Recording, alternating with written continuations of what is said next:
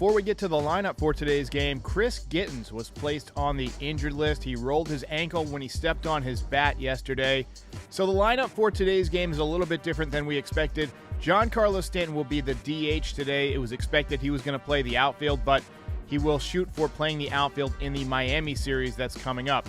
DJ LeMahieu leads off. He is at first base. The aforementioned Giancarlo Stanton is your DH today. Rougned Odor, he's gotten big hit after big hit over the past couple of weeks, really stepping up. He is your second baseman today. Gary Sanchez back in there, done with the back spasms. He is your cleanup hitter today, and he's behind the dish. Gleyber Torres had a big hit yesterday. He is at shortstop. Brett Gardner been playing better lately. He is out there in center field. And welcome back to Gio Urshela, third baseman today, batting seventh. Batting eighth, Ryan Lamar. He is out there in left field in front of the monster. And batting ninth, Greg Allen. And on the mound, Domingo Germán. He is making his 17th start of the year. He is 4-5 with a 4.71 ERA, 80 strikeouts in 86 innings, 1.244 whip.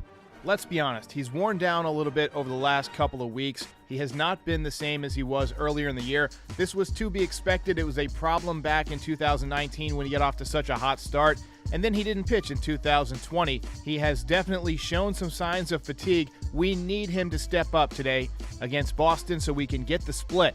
Let's get it on. How's it going?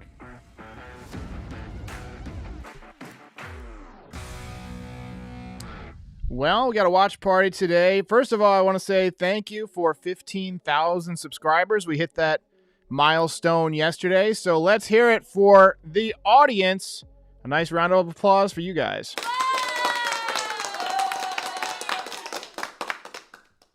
So the lineup today, a little bit better. We got Gio back in there. Obviously riding off a little bit of confidence yesterday. That was kind of a surprise victory. We snatched victory from the jaws of defeat.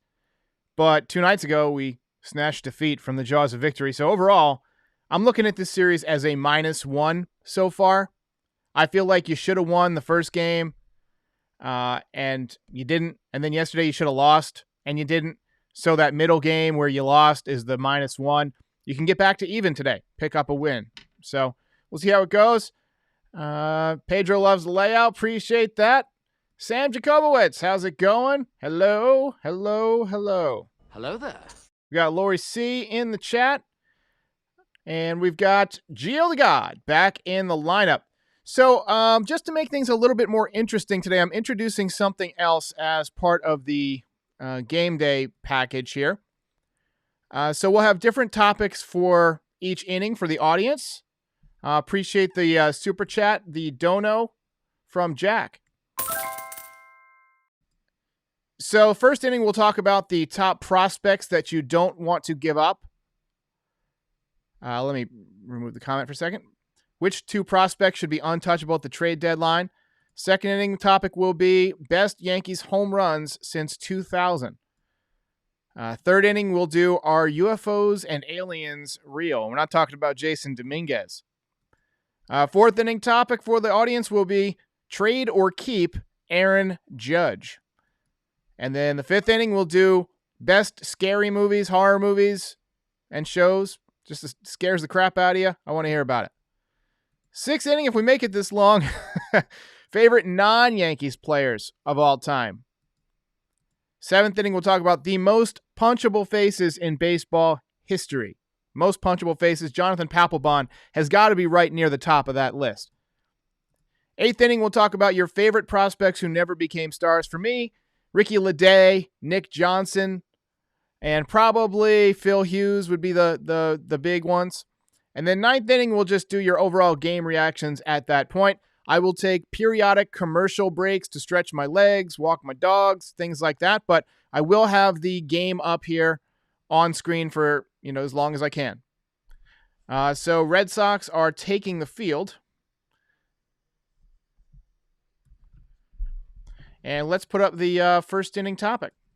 Which prospects do you guys think should be untouchable at the deadline? For me, it's Anthony Volpe and Jason Dominguez. Some of you may have some other opinions. Luis Medina, Luis Heel.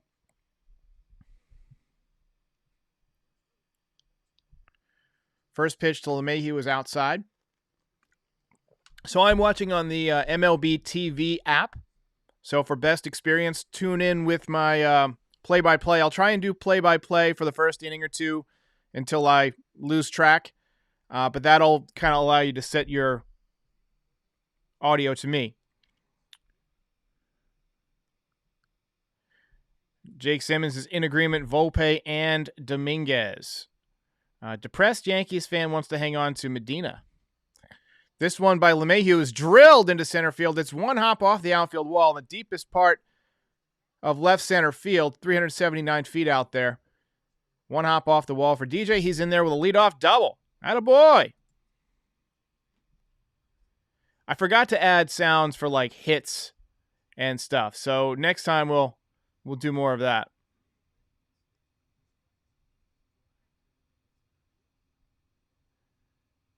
Luke wants to hang on to 3 guys, but that's not the question. Which 2? You got to sacrifice one of those guys. Giancarlo Stanton steps in. He's at 261, 16 home runs, 46 ribbies. He's got 818 OPS. Been talk of him playing the outfield. He's probably going to play the outfield in Miami, where he's played before. First pitch to Stanton. Takes inside, 92 miles an hour off the plate. Borg wants to keep Medina. It's hard to let go of Medina. I mean, if you're Brian Cashman, you're in a tough position because you've got some really good prospects that have really high ceilings, but you can't hold on to everybody and you can't trade everybody. But you really, I mean, teams are going to ask for Volpe. They're going to ask for Medina. They're going to ask for Heel. All these guys are people that we should hold on to. Felipe says, hi from Brazil. How's it going?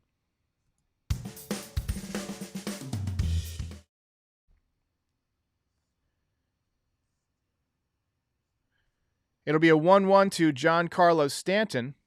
Martin Perez on the mound. Chops it foul. That was a cutter about 4 or 5 inches off the plate. Stanton hacked down on top of it. I think for Stanton, a lot of his issues come to pitch selection. You know, if you ask any of the great hitters of all time, Ted Williams, Tony Gwynn, Ken Griffey Jr., A-Rod, Jeter, what's the most important thing about hitting? They all tell you it's get a good pitch to hit and then be on time. And he swings through an outside changeup, one away, another bad swing. It looked like he was trying to pull that one off the monster, but it was on the wrong part of the plate. Borg says, do you think the Yankees have one of the better farm systems? I wouldn't say one of the better farm systems. They've got some high-end prospects for sure, but the fact that they have great prospects doesn't necessarily mean a lot to me because they don't seem to be great at developing prospects.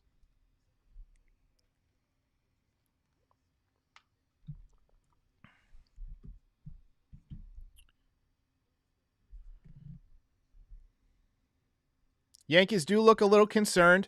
Yesterday, there was a question about how well the Red Sox were playing, and one of the Yankees players answered, well, the Red Sox are having fun. That makes a difference. Leads you to think the Yankees are not having a lot of fun in the clubhouse. I honestly think that a lot of that comes from just the culture. You know, I don't think that Aaron Boone is the right guy. I don't think the corporate culture is necessarily a great fit. Excuse me. I think we should let guys have their hair grown out, grow some beards, things like that. Just kind of make it a little bit more interesting in there, a little more fun. Rougned Odor swings over an 0-1 pitch to make it 0-2.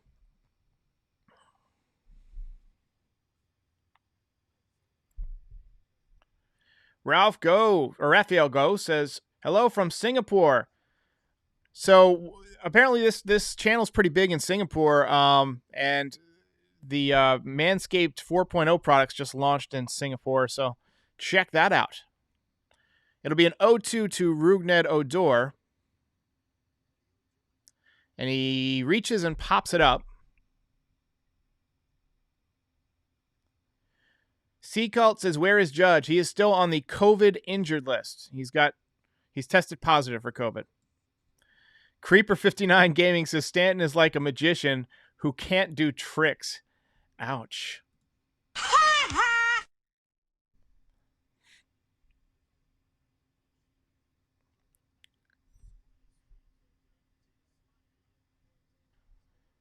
It'll be an 0-2 to Rougned Odor, runner on second.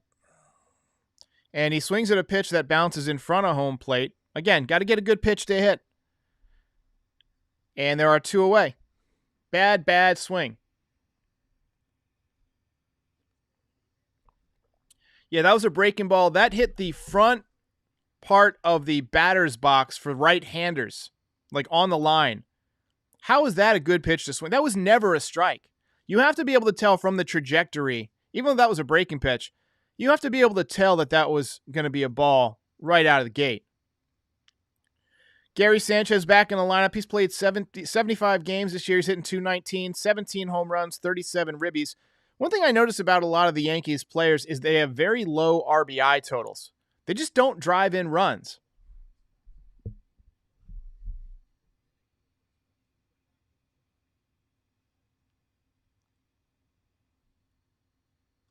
And Gary rips this one to left field, but right at Verdugo, and the Yankees go down. So without a fight, they do put 1 runner on, but again, they strand a guy in scoring position. DJ LeMahieu led off with a double that inning. And then 3 consecutive outs. Awful.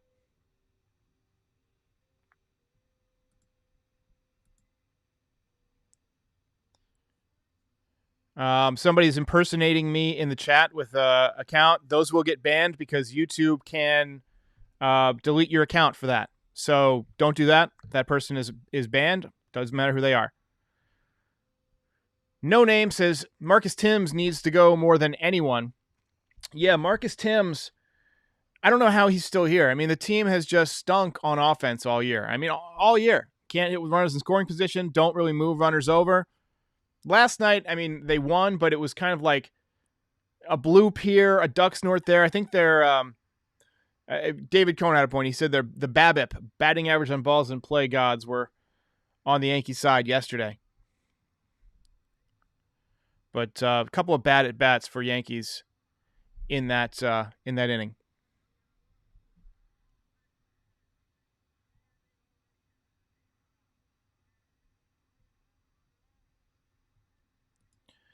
E says if the Yanks get a leadoff double, they should just bunt and hope for a sac fly.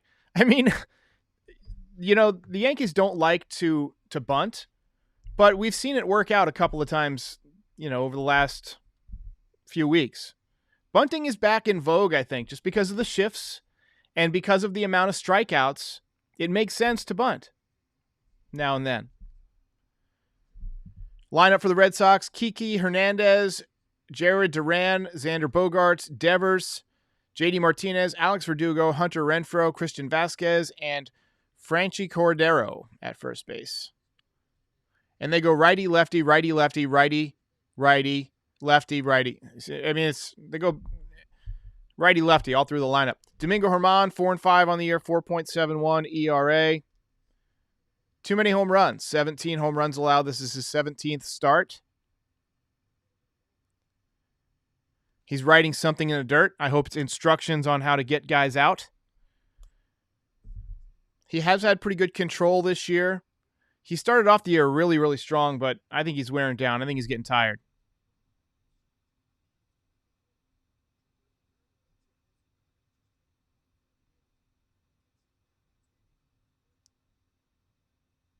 FG says, when was the last time Stanton bunted? Probably never. He may not have even bunted in Little League. First pitch is chopped foul. Kiki Hernandez kills the Yankees. He's a .244 hitter, but he seems like he hits about .700 against the Yankees. I think he hit 3 home runs in the World Series a couple of years ago. How did the Red Sox get so good so fast?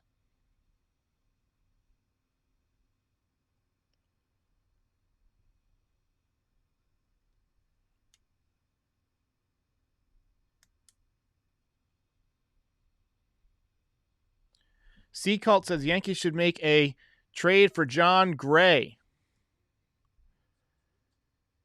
He could be part of a deal if they get Trevor Story. You could see something like that. First pitch is hit to Gio, and Gio, like riding a bicycle, throws it across the diamond for out number 1.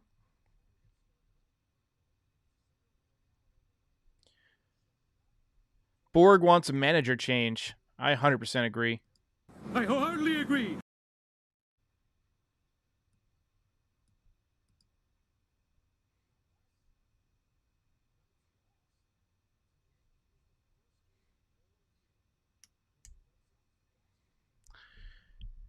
Here comes Duran. He's got a good swing. He rips one foul.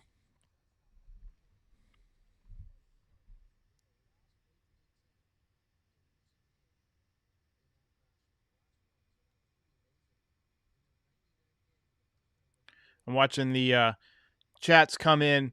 I'm not going to put them all as many up because I'm kind of tuned into the game today, so I'm trying to avoid spoilers in the chat. But I'll check back on occasion. I think somebody's suggesting CJ Crone. I've never been a fan of CJ Crone, but I do like John Gray. I think John Gray could be a decent fit. Seen people mention Herman Marquez. 1-1 pitch is swung on and missed. 1-2 to Duran. That was a curveball, but it didn't have a lot of bite. It looked kind of like a changeup. I thought it was a changeup, and then it said curveball on the screen, which tells me it's not getting the bite that it had earlier this year. Ramon says, where is Glaber? Glaber should be at shortstop, right? Yeah, Glaber's playing shortstop. He's batting fifth. He'll be leading off next inning. THG in the house. What's up, THG?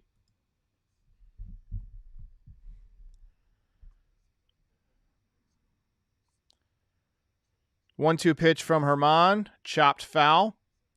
83-mile-an-hour curveball. Inner part of the plate. Decent break, but not as sharp. You know, typically he would bury that pitch. Ramon is saying it says Wade is in there. On MLB TV, I'm seeing Gleyber Torres batting fifth at shortstop. This one is chopped to third, but foul. So Aryad says that on the NESN broadcast, they showed Wade in the infield. Okay, then that's a late lineup change. I hadn't heard anything about it, so I've been watching with you guys. It still says on MLB TV, LeMahieu, Stanton, Odor, Sanchez, Torres, Gardner, Urshela, Lamar, and Allen. Let's take a look at the Yankees here. It's still got Gleyber Torres batting fifth here in this. So something is up with Gleyber Torres. They may not have announced it yet. That's interesting.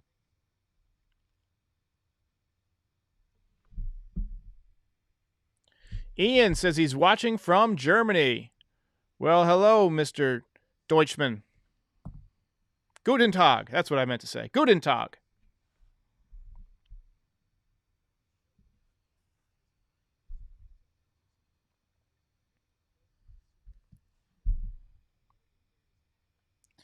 A lot of people talking about Joey Gallo.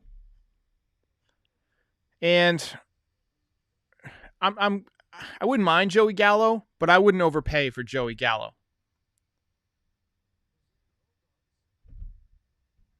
I kind of like Ben Gamel with Pittsburgh, former Yankee. He's a type of player, Benintendi, somebody like that, like a contact first hitter who can play the outfield, is athletic. Gallo is a good outfielder, so he'll help you there. But he does swing and miss a lot. 1-1 pitch from Herman is swung and missed.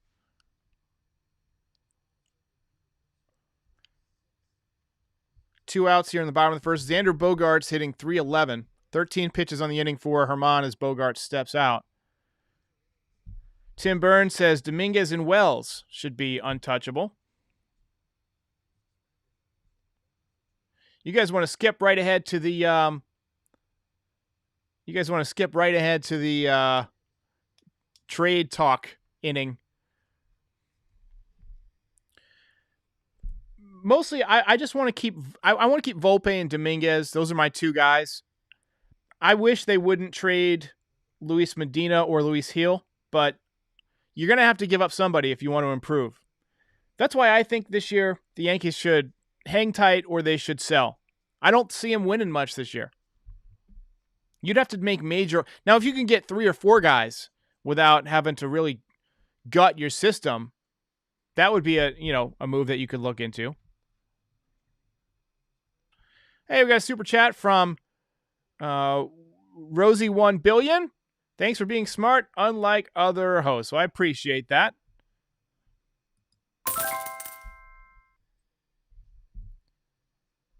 Domingo Herman will make a 2-2 delivery to Xander Bogaerts.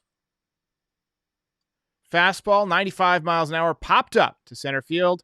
Brett Gardner drifts under it, and he makes the catch.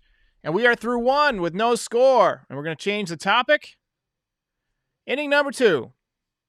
Best Yankees home runs, favorite Yankees home runs since 2000. For me, it would probably be the Raul Ibanez home run in when he pinch hit for A-Rod in 2012 in the playoffs. That was a big one. The A-Rod home run against the Twins in, I want to say the 09 ALDS was a big one. The Aaron Judge home run against Oakland a couple of years ago was huge in the first inning. Didi Gregorius against the Twins in the playoffs. FG says Gamel's not bad. 260 hitter and doesn't strike out much. Also, he's a good defender, and he's a former Yankee. And he's left-handed.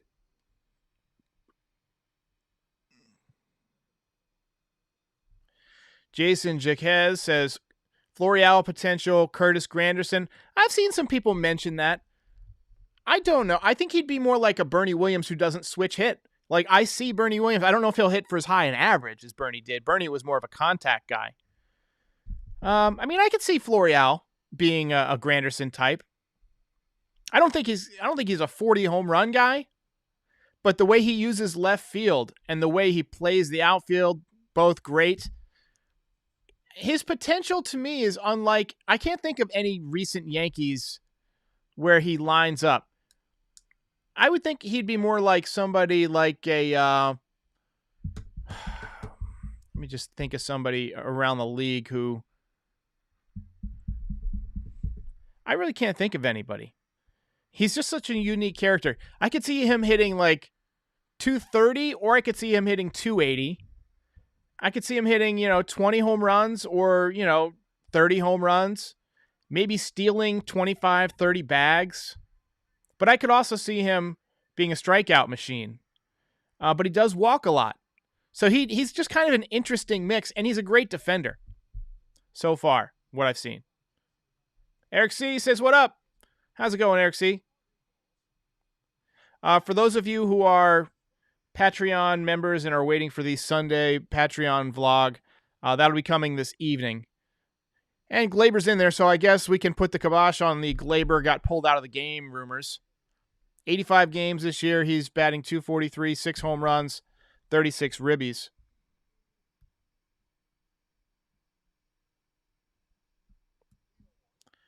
0-1 pitch is outside. 83-mile-an-hour changeup.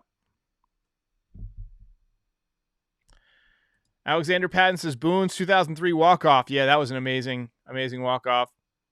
Bird's home run off of Miller. Oh, yeah, 2017 ALDS. That was a great home run. That was one of my favorites also. Jets Mania watching from Israel. Loves the videos. I appreciate that. Hello from Israel. Or to Israel. Steven Kanoff says, Tino Martinez 2001 against the D-backs. Yeah, against Byung-Hyun Kim. That was an awesome home run. And then the next night, Scott Brocious. I'd argue the Scott Brocious one was even better because it was more improbable. Vincent thinks that Glaber could be somebody that gets traded. I could see that. I don't want them to trade Glaber, but I could see it happen. I feel like they've got a board with, different configurations of lineups.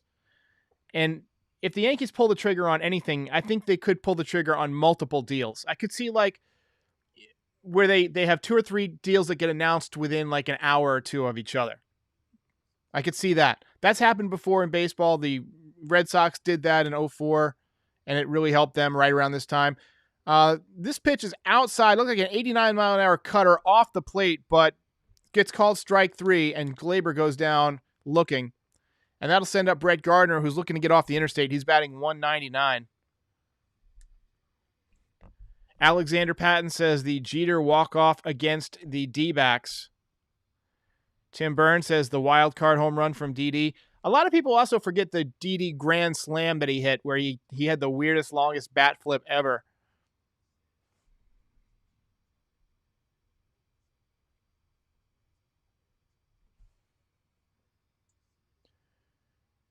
Gardner pops this one to left. It's caught.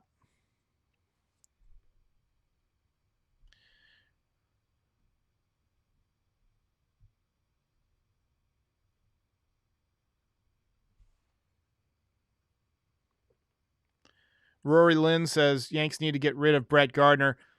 I think Brett Gardner is going to have to retire at some point. I don't see the Yankees trading him anywhere. Nobody's going to give you anything for him. He's a lifetime Yankee. Right now, they have a need, though. I mean, you got Greg Allen and Ryan Lamar out there. I'll take Brett Gardner over Lamar most of the time defensively. I mean, so he at least provides good defense. Rosie says, Jeter's 3,000th hit. That was a legendary home run. Luke WS says, Urshela grand slam last year against the Indians. Yeah, that was a shot, too. That was a big hit. How about Giancarlo's home run last year against the Rays against Glasnow, where he hit it way up in the upper deck? That was a bomb. I put that in my outro for a long time because I just love watching it.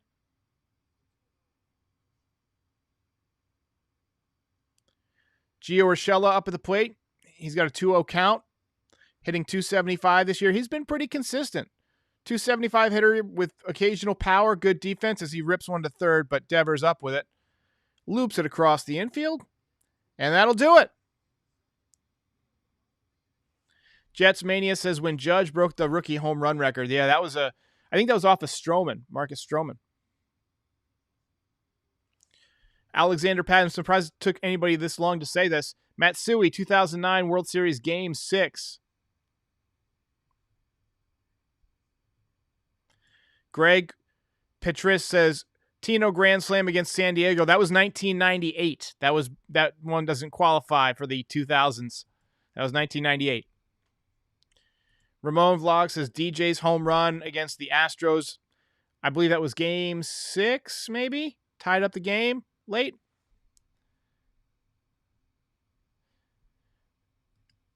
Tom Askew says, didn't Bonds hit the third deck in Yankee Stadium? Well, a lot of guys hit the third deck in Yankee Stadium. What was interesting about that home run was that it went about 3/4 of the way up. Now, Mickey Mantle once hit one that hit the facade at Yankee Stadium. And a lot of people think that means that it went all the way up and would have cleared the upper deck, but that's not really true. If you look at the old pictures of Yankee Stadium, the facade actually overhung about half of the upper deck. And so you could actually clear the upper deck without actually clearing the roof if you got it over that facade. And Mickey hit one that hit that facade and came back to second base. He hit it so hard. It wouldn't have gone out of Yankee Stadium, but it would have been way up in the top of the upper deck. And Bonds hit one that I think would have been up in that same area back in like 2002, 2003, about 3/4 of the way up.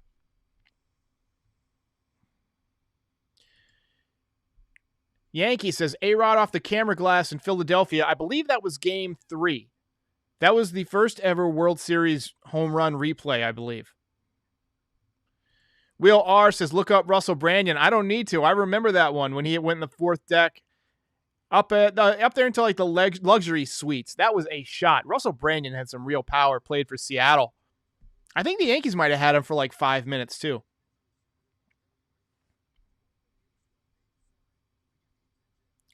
Greg Petrides says, A-Rod's walk-off home run against the Orioles into the black seats, 2007.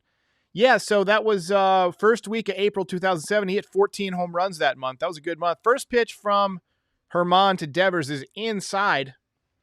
1-0. Devers is so much fun. He's just such a fun guy to watch. 282, 26 homers, 80 RBIs, 936 OPS, great defense from what I've read. And this one just misses Devers. He jackknights out of the way, and it drills the umpire in the leg. And we're going to see a replay that may have gotten Devers. He's saying it did, but it didn't. No, it got the umpire just inside the knee, just above the knee and just to the inside of the knee. Devers hit the deck.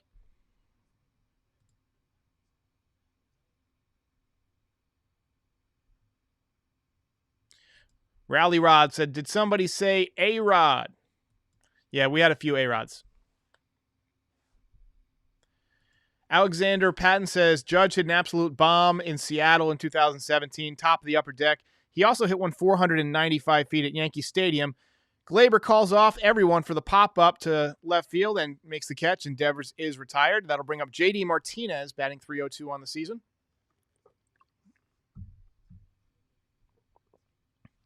$168 people in the chat.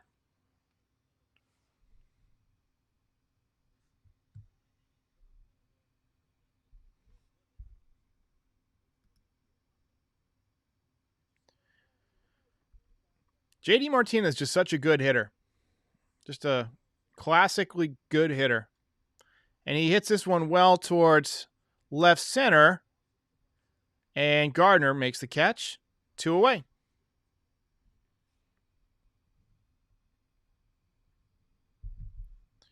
Jet says Didi Gregorius grand slam versus the Twins in the 2019 ALDS.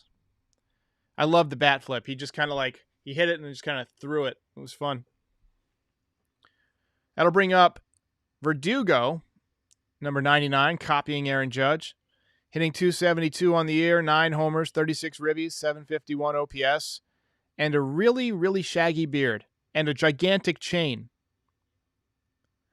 This guy looks like the type of kid who hangs out outside the 7-Eleven and begs you to buy him cigarettes.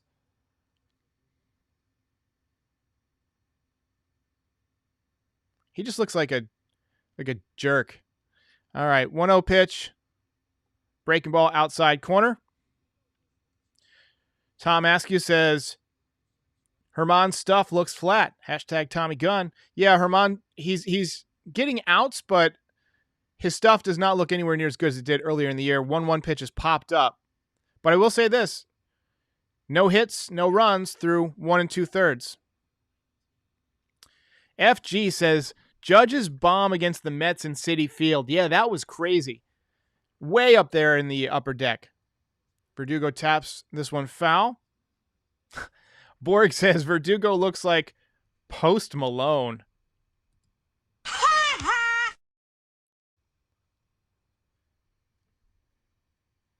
And Verdugo, did he strike out? No. Swung on and missed. Struck him out. Breaking ball down and in. Unhinged says, I look like Verdugo. I don't know, man. My beard is not as long and I'm not a ginger. All right, guys, we're going to take a real quick commercial break. And I'll be back for the top of the third.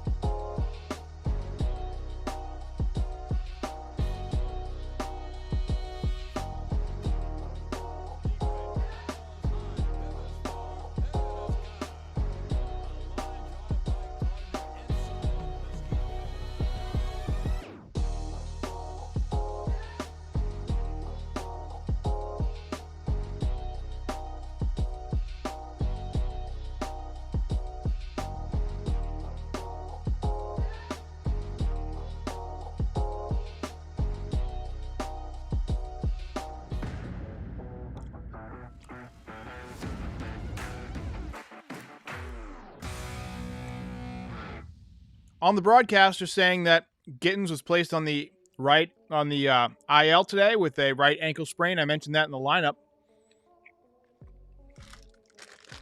I had to take a break to get some Swedish fish. I love Swedish fish.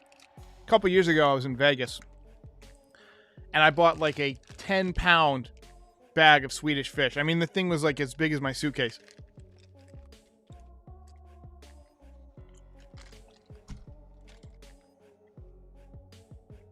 Ryan Lamar steps in.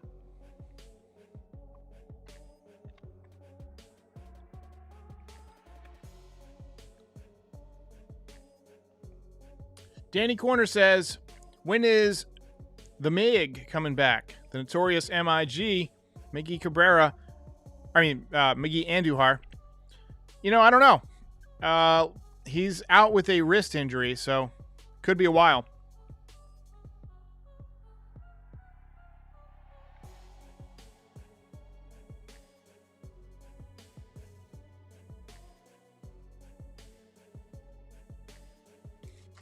E says Swedish fish and hot fries. That sounds disgusting.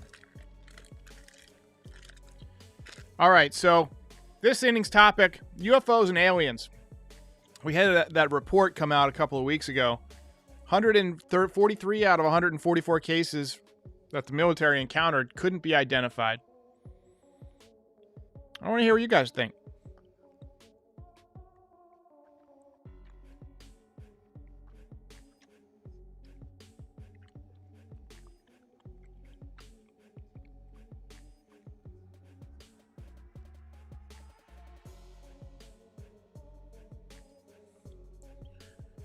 Got a super chat from Pat's Soggy Chicken Bucket. It's time for some soggy chicken. Who do you think will be sent down for judge? Probably Ryan Lamar, would be my guess. I mean, he's done okay, but Greg Allen, I think, has an advantage with his speed and being a switch hitter and playing really good defense. So I think Lamar is the guy who goes.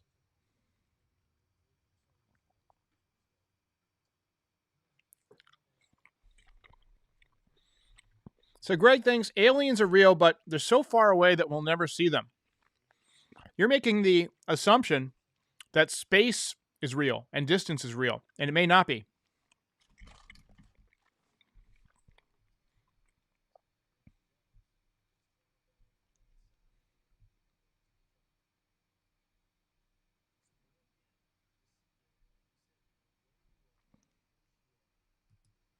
Felipe thinks that the things the government has seen are probably secret technology and development.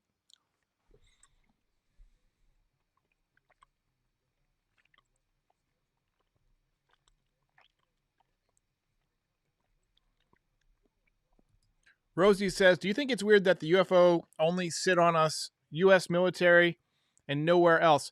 That's actually not true. There have been reports from various retired government people from around the world. The defense minister of Israel just recently came out and said that UFOs are definitely real. They can't explain them. And then you've got the British Ministry of Defense, I think. Nick Pope used to work for that group, and he said that there was a lot of unexplained stuff going on. Pat asks, what about Florial?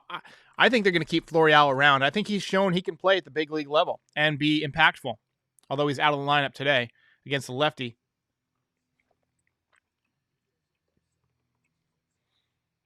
First pitch to DJ's inside. Greg Allen reached. He's on first base. He walked.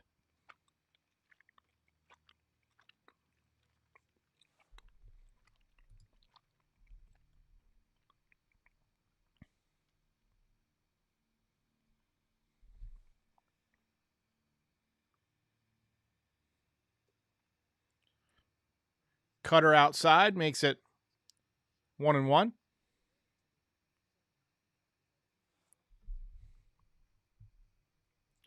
Rosie says, do you think it's weird that the UFOs and aliens come all this way but don't say hello? Well, how do we know that they're not saying hello?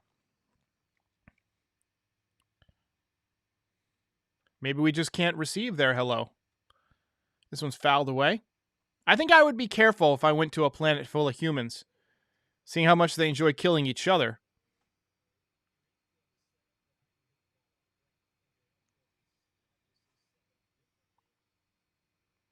Jessmania says, yes, they're real. How else would you explain Jason Dominguez?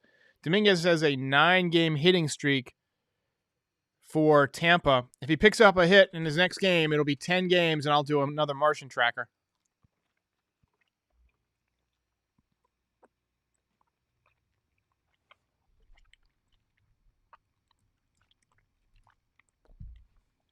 Danny says, who is better, Kriske or Peralta? I got to get rid of these Swedish fish. Peralta's a lefty, so he's probably got a little bit more value. Kriske doesn't impress me that much. I don't like guys who can't throw strikes. I'm sorry. If you make it to the major leagues, you should be able to throw strikes. Can't be bouncing balls up there. It'll be a 1-2 to DJ LeMahieu. Takes inside. Alexander Patton says, I think Shohei might be from Mars. I think you might be right.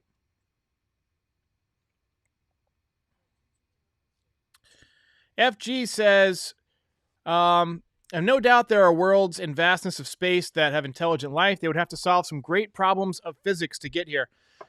So there was a recent physicist and mathematician. His name is let me say his name. Nima Akmeni Hermed, I think his name is. And he says that space and time, of which the study of physics is the study of space and time, or space-time. He says that as we begin to study more about space and time, you get down to certain levels, and the Heisenberg uncertainty principle means you can't measure beyond a certain point, or else you turn the area you're trying to study into a black hole, which means if you can't mathematically do it, then space and time cannot be fundamental to our universe. So space and time are kind of an illusion to us. It's something that our consciousness that we render ourselves. It's not actually like part of the universe according to physics. And he says that physics, if it's a study of space and time are not fundamental, that it's not clear what physics is about. You can Google the quote. I might have butchered it a little bit, but that's basically the num of what he's saying.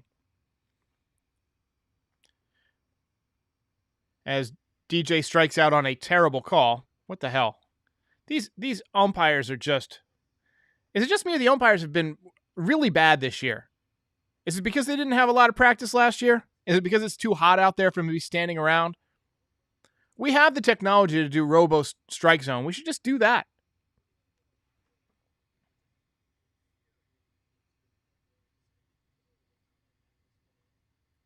This one below the zone. It's 3-0 to Stanton. They're showing DJ on the bench, and he looks dejected, and I would be too. That was a terrible call.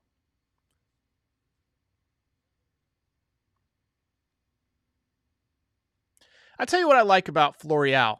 He's fidgeting around a lot. Like, he's got a ton of energy. That's going to translate well to the field if he can channel it. 3-0 pitch to Stanton is a cutter inside off the plate.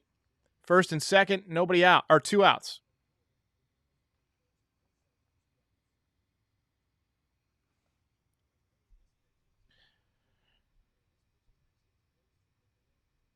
Eric C. says, does the ump give the same leeway for Herman too?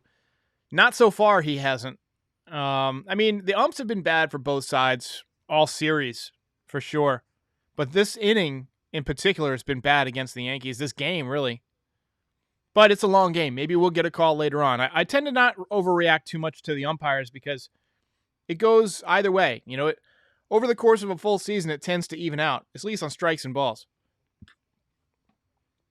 And it's tough.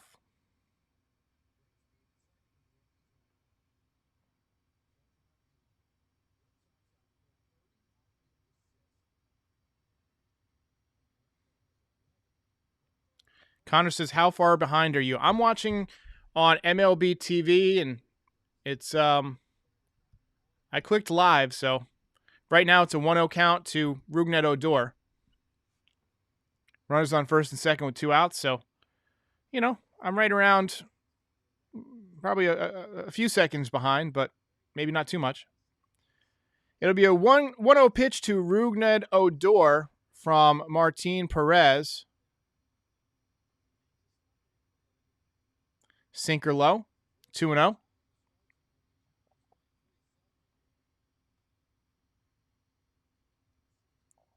So 7 in a row out of the zone for Perez is what Kay says. Really, it should be, I thought, 6 in a row if you count the last pitch to LeMahieu as a strike. But they're not.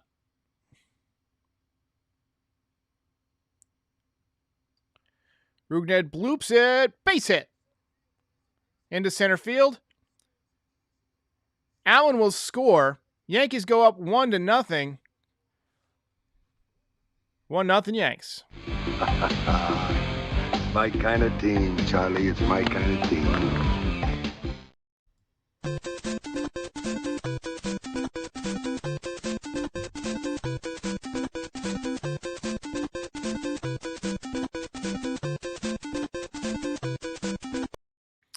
Eric C says I'm about 5 to 7 seconds behind. I can live with that.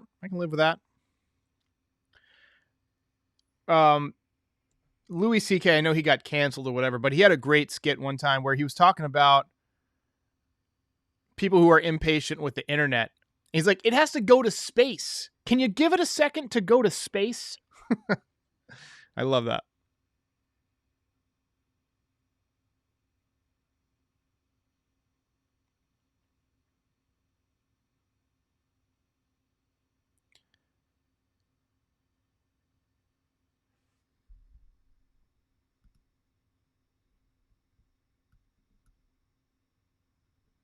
First pitch to Gary Sanchez inside. My internet just froze for a second on the Wi-Fi, so I had to fast forward a second. 0-1 to Sanchez. So I'm streaming over the wired connection, but I'm watching the game on Wi-Fi, so every once in a while it freezes for just a second.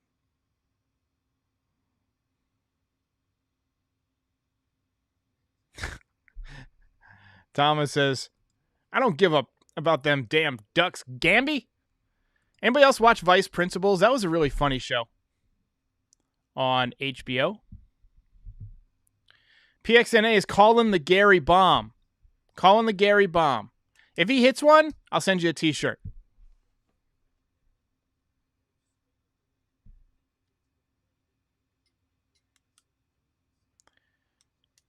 Born Juan says Rich Hill is making his debut at the Mets. I'm not going to lie. I'm glad Rich Hill is out of the division. He kills the Yankees.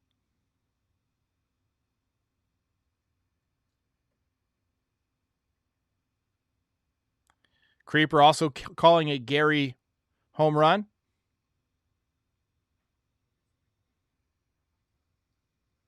Fouled one right back. Gary's swing looking much better lately. A lot more balanced. A lot smoother. Quick through the zone. 0-2 count, though. And there's a Red Bull can on the field. And, and the shortstop, Bogarts, just nails a fan with it. He threw it in there like somebody was going to catch it. Like it was a baseball. And people were going to, oh, let me get it. Everybody got out of the way and it hit some dude upside the head.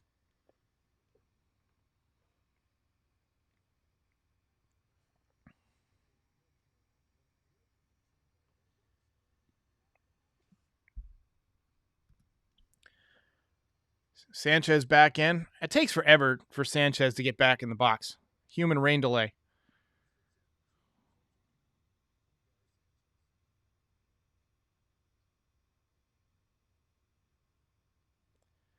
Oh, 2 pitch to Sanchez. Fouled away. That was a curveball, kind of stayed up. Actually, Gary had a good swing. You could tell he was trying to go to right field with it. He went right through the zone. He was just a little bit under it. Word Lifer says Walter Goggins, underrated. Yeah. He was great in Vice Principals. He was great in a number of Quentin Tarantino movies. Justified. He was great on the show Justified. Fantastic. I'm only about 4 seasons into Justified, but I've got to pick that up. I'll pick that back up this winter. Walter Goggins.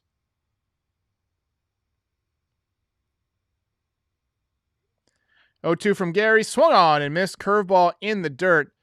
But the Yankees scratch a run, and they lead 1-0 as we go to the middle of the third inning.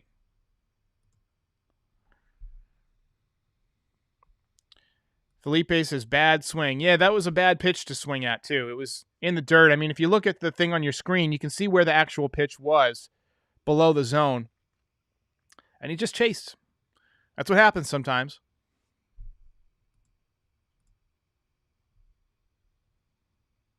Aryav says, we scored at least. I'm so glad that my camera doesn't turn off after 30 minutes anymore. And I can run a decent camera.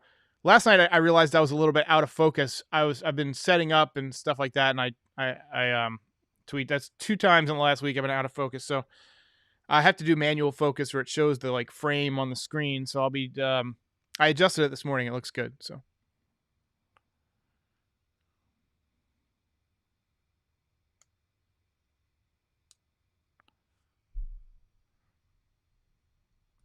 Jetsmania says, is it just me? What did you sound like an anime character with superpowers when you said Esteban Florial could be really good if he channels it? That's what I was saying.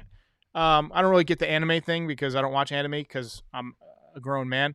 But the what I was saying was that he seems like he's a ball of energy. He's fast, but when he's on the bench, like you look at him, he's constantly like chewing seeds and moving around, and he's just got a lot of energy. And sometimes very high energy people can be great baseball players because they can channel it into their game. You can, guys like Didi Gregorius, when he wasn't playing baseball, he was learning how to play the piano. He was painting shoes. He was drawing. He was a ton of energy. And I think Esteban Florial is the same way, but probably slightly different. I mean, he's just a different kind of guy. Jack says, who would you be the most worried about in a clutch moment? At this point, probably Brett Gardner, just because he's not that good of a hitter overall.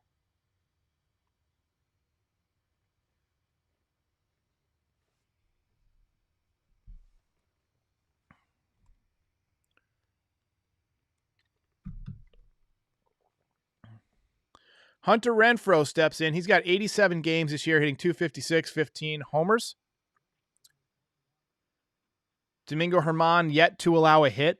It seems like every time that we watch one of these watch parties, the Yankees pitcher throws up goose eggs for a while. We had the no-hitter with Corey Kluber, and then like a week or two ago, we had, I think it was 5 no-hit innings from, I forget who it was. Might have been Germán, actually.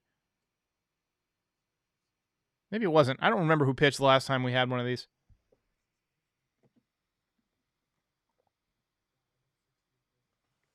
Oh, I forgot to do the the third inning topic was aliens and UFOs, but I think we burned that out. The next inning topic is going to be on Aaron Judge, so we're going to hold off till the 4th inning.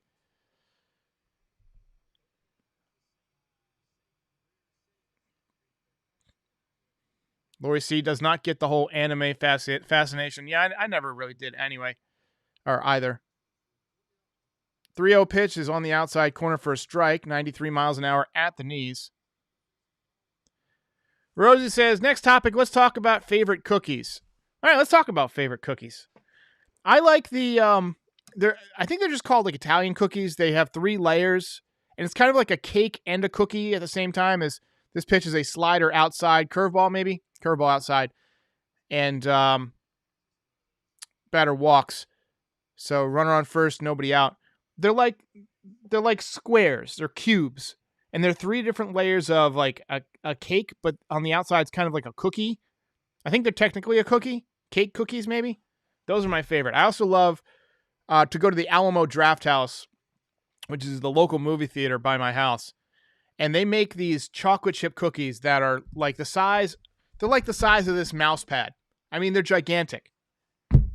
And they come out all warm and gooey. And on Wednesday night, I might have mentioned that I'm not doing a live post game. I'm going to be going on with Patrick on the 643 DP, and we're not doing the pregame show.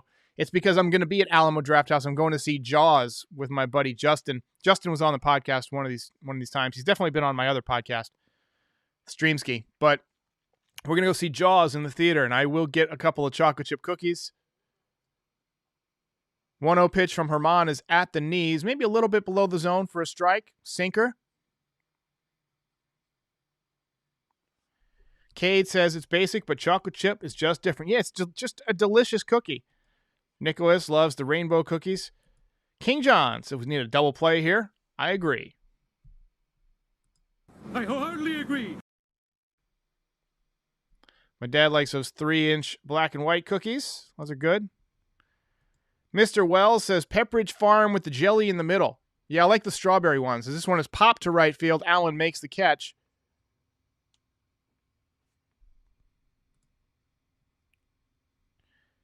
Tom knows what I'm talking about. The Alamo Draft House cookies are baller.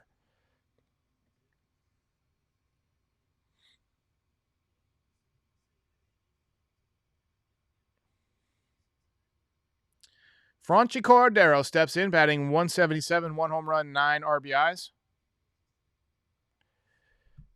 Borg says, is it just me or have the Yankees been throwing more sinkers? I think they're not throwing as many two-seamers. I mean, as many four-seamers now that the sticky stuff is off the ball. We're definitely seeing more sinking action. First pitch is a curveball outside. Didn't have much break on it.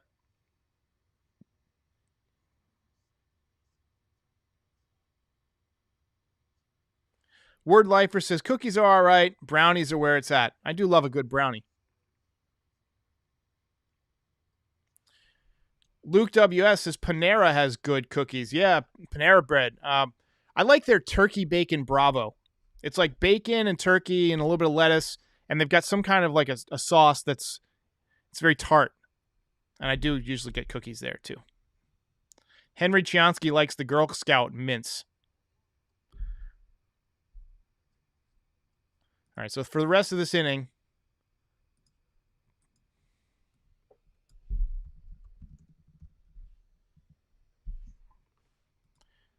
best cookies. Boom. So it'll be 1-2 to Cordero. We need a double play here. I would go inside with the fastball, try and get him to hit a ground ball, but he goes away with a changeup.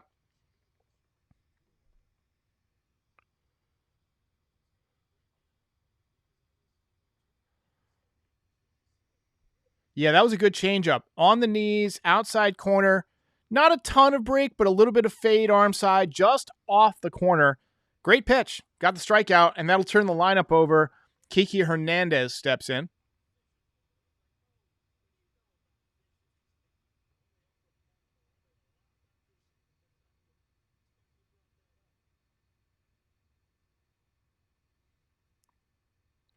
Jack Smith says Snickerdoodle is where it's at. One of my friends owns a business called Snickerdoodle, but I've never had a Snickerdoodle. I don't know what a Snickerdoodle is. Eric C says Mrs. Fields. We've all seen Mrs. Fields in the mall. It's solid. Lori C likes Famous Amos. First pitch from Herman to Hernandez. Two-seamer inside. Some people say two-seamer. Some people say sinker. To me, even though Yes is calling it a sinker, it's just like a two-seam fastball. It's not. It's more arm side tail than over top tail or top down sink.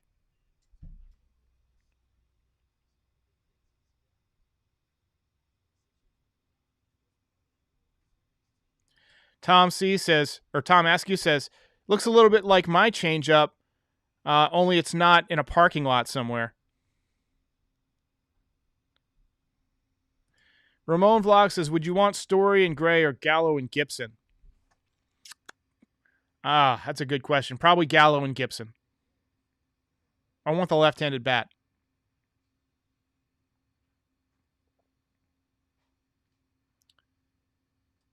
This one is bounced up the middle. Steps on second, and that'll do it. Red Sox still hitless through 3. All right, we're going to go to the fourth inning topic, which is, what do you do with Aaron Judge? Aaron Judge is having an okay year. He'll be back in a couple of days.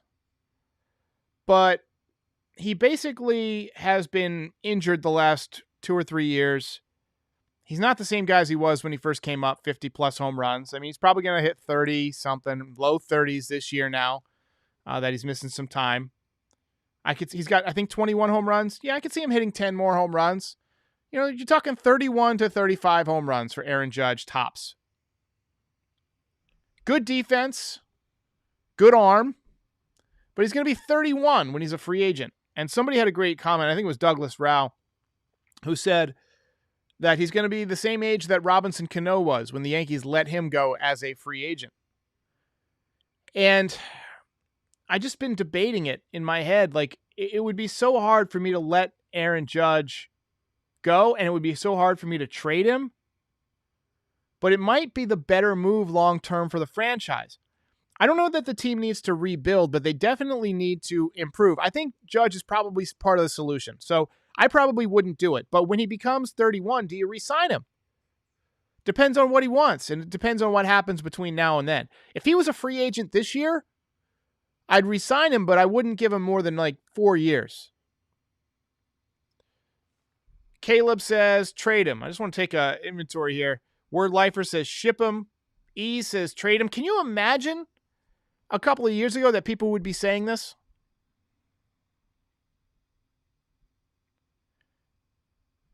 Aryav says, keep him. He's a good leader, and he's holding the team together. Alexander Patton says, sign Judge to a long-term extension. Need him to put fans in the seats. Trust me, New York, if they put a winning product on the field, will put fans in the seats. It does not have to be all big superstars. I've been watching the Yankees since the late 80s, basically. Really watching since the early 90s. And when the Yankees win, they sell out. They're an attraction. Gleyber Torres leads off, takes a sinker low. So solid start so far for Domingo Germán.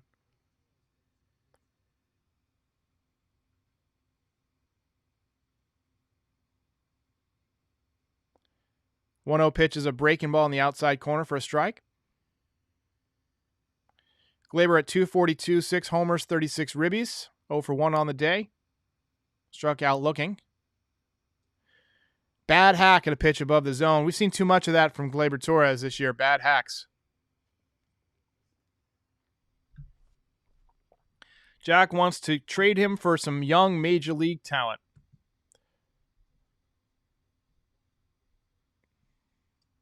This one is ripped to left field. Base hit down the left field line. It's going to roll into the corner. Bounces off the wall underneath the 310 sign. Verdugo throws it in. And it is a leadoff stand-up double for Gleyber Torres.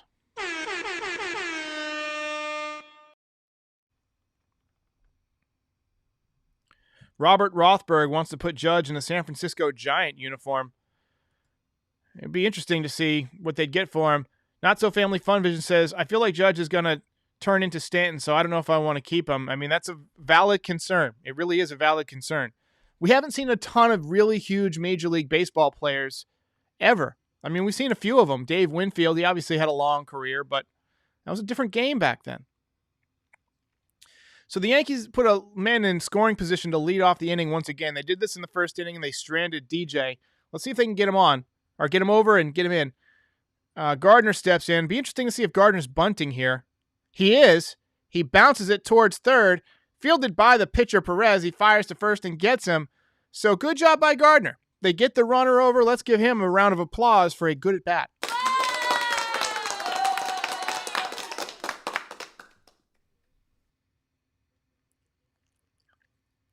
That was a solid bunt by Gardner. He positioned it pretty much equidistant between the pitcher, Perez, and the third baseman, Devers. Perez had to field it with his glove, turned and threw quick, gave kind of a glance over at Devers as if he almost ran into him. And Gardner is giving high fives with his hat off, and his head looks like he's from that old movie Alien Nation. We talked about aliens before. Gardner, definitely a hybrid of some sort.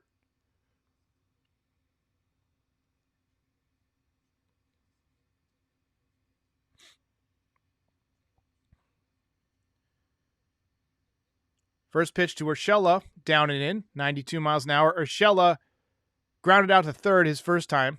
He's batting .274, 11 homers, 38 ribbies. A lot of Yankees have 30-some-odd ribbies. And we're, 90 games into the year? That's really not that good. An RBI every 3 days.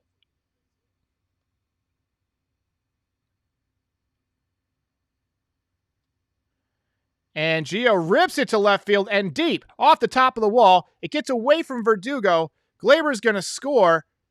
Gio has to stop it first. And it is a RBI double for Gio Urshela. Big hit for Gio Urshela. And the Yankees take a 2-0 lead.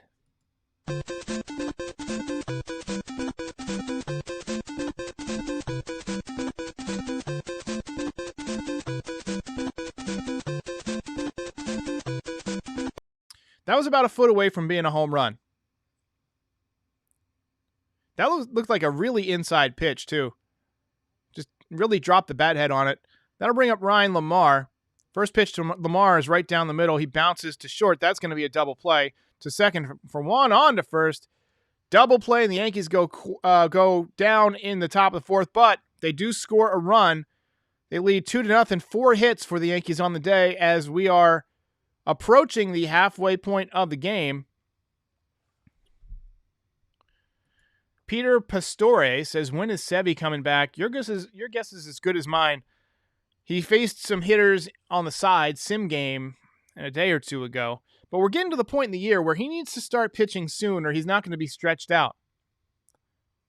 And that's going to be basically a third lost year in a row for Luis Severino after signing a 4-year, $40 million extension. That's tough. That's tough for the Yankees. I feel like the 2 extensions that the Yankees signed, one for Luis Severino and then the other for Aaron Hicks, were probably mistakes.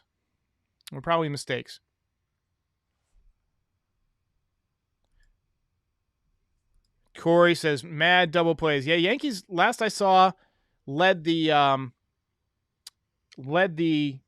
major leagues in hitting into double plays. Rosie wants to know what the next topic is going to be for the 5th inning. Let's take a look. It's going to be scary movies, horror movies. But right now we're still on Aaron Judge. Still want to hear what you guys say. Next time we do one of these, I'll make one for each half inning. I didn't know how popular they would be. I just thought it would be something to put up that people could chat about. Jack Smith says, trade Voit tomorrow and grab a shortstop.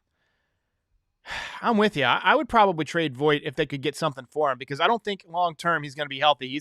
He's a big boy, and he's got a lot of power, but he gets hurt an awful lot, and he's not got the body type of like an athletic baseball player. He's going to break down. He's going to break down a lot, and I think the Yankees would be best to let somebody else pay the tab.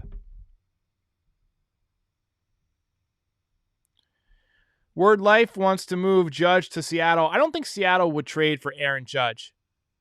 I think you'd probably be better off seeing Aaron Judge go to a contender who is in a big market so they could re-sign him. I would see Aaron Judge going to like a Anaheim, maybe a Dodgers, maybe a Padres. I could see him going to a White Sox. I don't think we'll see him in the American League East at all. I could see him going to someplace like Chicago, like the Cubs, although they're kind of in rebuild, but they might be trying to rebuild quickly. First pitch to Duran from Domingo Germán is fouled away.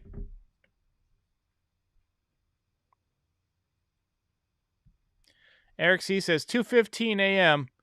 Nighty night, my friend.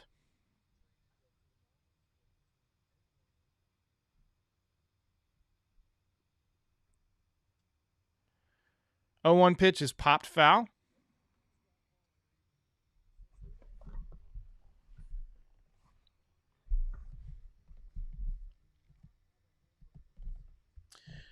They just gave a stat. The Yankees don't have a home run in the series in Fenway, which is hard to believe.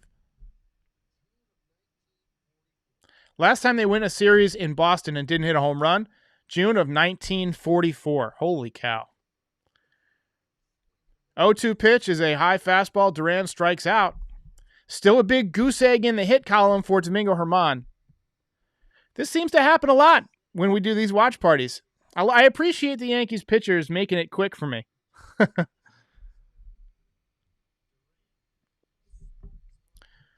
Cade Ofisa says if Judge ever ended up in a Red Sox uniform, he would cry. Hang on just a second. I got one for that. Are you crying? There's no crying. There's no crying in baseball.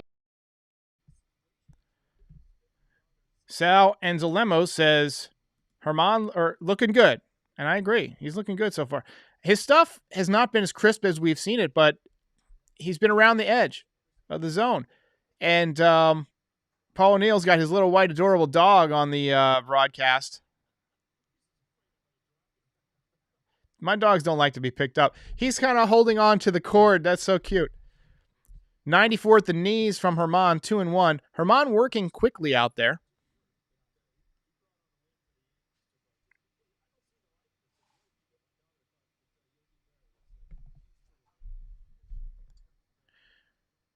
The 2-1 pitch bounced to second, just on the shortstop side of it. Throws him out. Rougned Odor makes the play.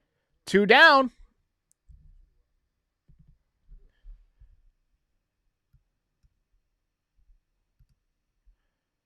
So Herman does have 1 walk, so it's not a perfect game at this point. But 3 2/3 innings, no hits, no runs, 1 walk, 4 strikeouts, just 48 pitches so far. 4.52 ERA on the season. He's dealing. 94-mile-an-hour fastball, inner half to Devers, inside corner, I should say. 0-1.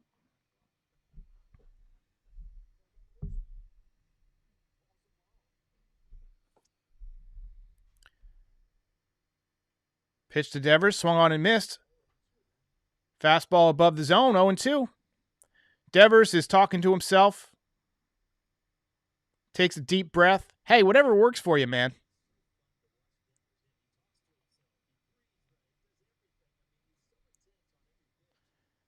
The 0-2 to Devers, swung on and missed.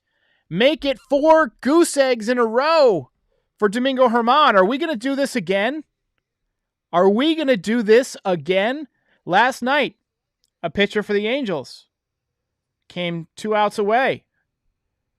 Are we going to do this again? We did it for Corey Kluber back in May.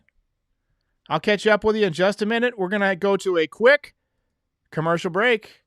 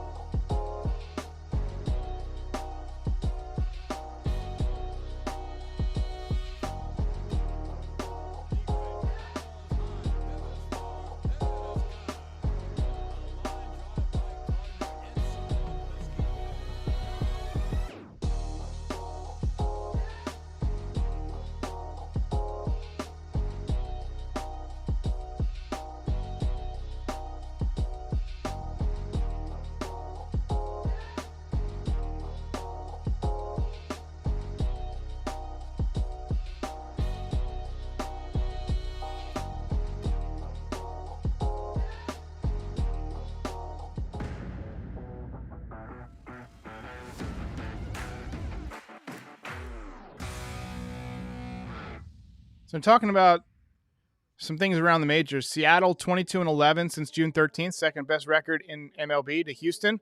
Wander Franco doing okay, but not great through his first 23 games. And Max Scherzer scratched last night with triceps discomfort.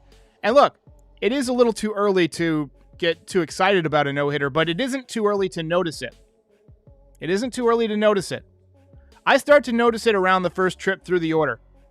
And then once you go through the fourth and fifth innings, it's like, okay, now you have less time left than you have already been through. So if he gets through one more inning, if he gets through the fifth, that'll be 15 outs, and he'll have 12 left to go. That's why I start to notice or start to think about it and talk about it right around the fourth inning. As this one by Allen is ripped to left field, that's going to be one hop in front of the wall. Allen has to stop around first base, heads back to first. Verdugo gets it in quick. But it's a leadoff single for Greg Allen. Love that he hits from both sides of the plate. And there's no such thing as jinxes. All right, so we're going to go to the fifth inning here. I forgot to change the topic. All right, best scary movies, horror movies. We talked about baseball movies last watch party. We talked about like comedies and dramas and things like that, but we didn't get into horror. By the way, Ashlyn says, thanks for your time, Derek. Appreciation, Dono. Well, thank you very much, Ashlyn. I appreciate that. I had nothing better to do today. I was going to watch the Yankees anyway. Figured I would watch it with my Yankees friends.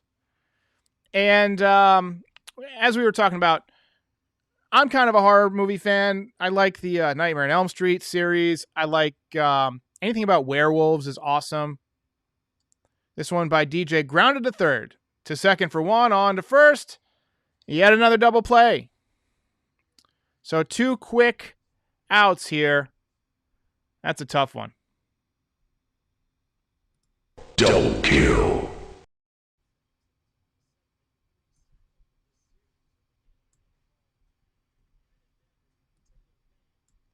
Speaking of double kills, horror movies. And also, I've been playing a lot of Call of Duty lately. I'm like obsessed with that game lately.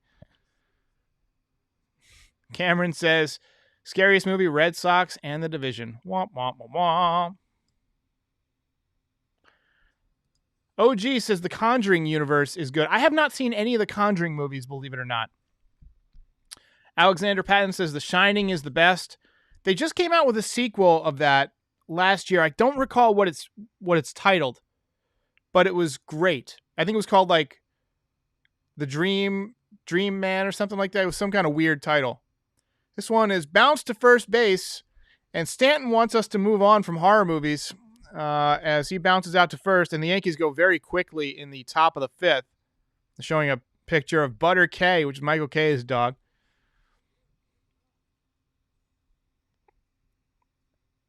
Lori C says Clint equals Chucky. Ouch. Ouch. You know who looks like Chucky is that head coach from the Raiders, John Gruden. Looks just like Chucky. Caleb says he likes the movie Seven. I'm not sure I would qualify Seven as a horror movie, although it is, I guess it can be kind of scary. To me, I would put that more as like a suspense thriller. I guess thriller. I guess the judges will allow it. The judges will allow it. Hang on, I had a sound for that. There you go.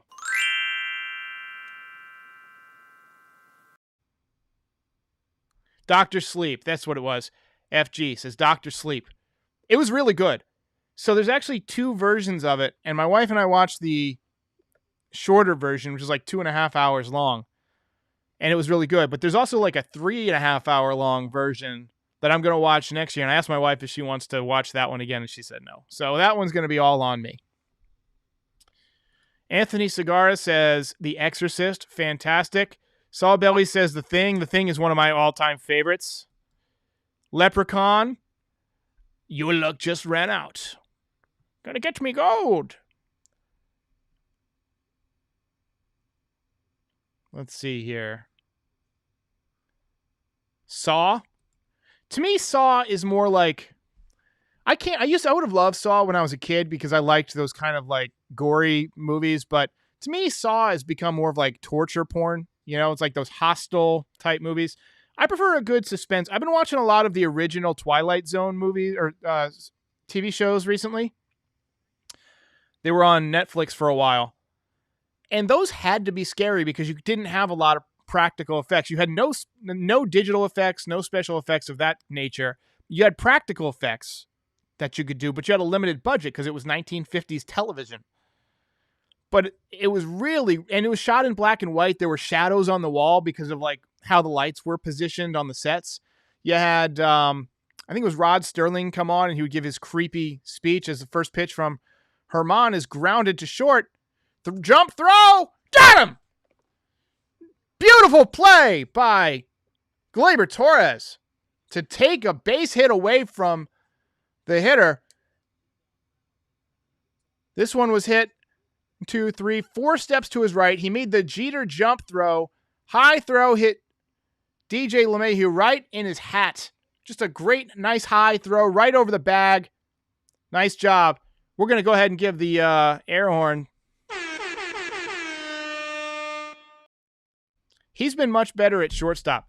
FG says Rosemary's Baby. Yeah, that was a great movie. King John says Jaws. Yeah, Jaws is my favorite movie of all time. I've actually got if you look right behind me, hang on, I'm trying to position my pen.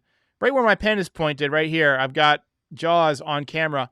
I redid my background yesterday or day before, and it made the shelves a lot different, but I still wanted to have a couple of movies. I'll show you guys. I'll give you guys another room tour after the season.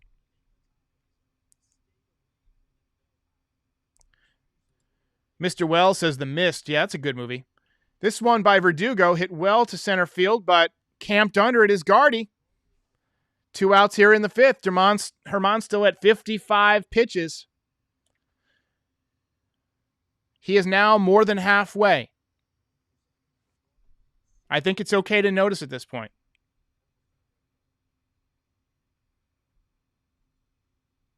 Jack Smith says The Omen. That's another good one. That's a classic. I haven't seen that in a long time. Have you guys ever seen Amityville Horror? There's a couple of different versions of it. There's one with Ryan Reynolds that came out in the 2000s. That one's pretty good, but the original was really, really good. Joseph Bernal says, are you going to watch the new Chucky that's coming out this October? I might. I got the last one, the last Child's Play movie, but I got it on digital. I probably won't go see it in the theater. I like to watch horror movies at home, like in the quiet of, I have like this whole room is wired with hue lighting, and so I can make it kind of like an ominous red, darkish color, and that is really great for horror movies. Lori C says The Exorcist. Love that one. Rosie keeps dropping all these compliments. I appreciate it, Rosie.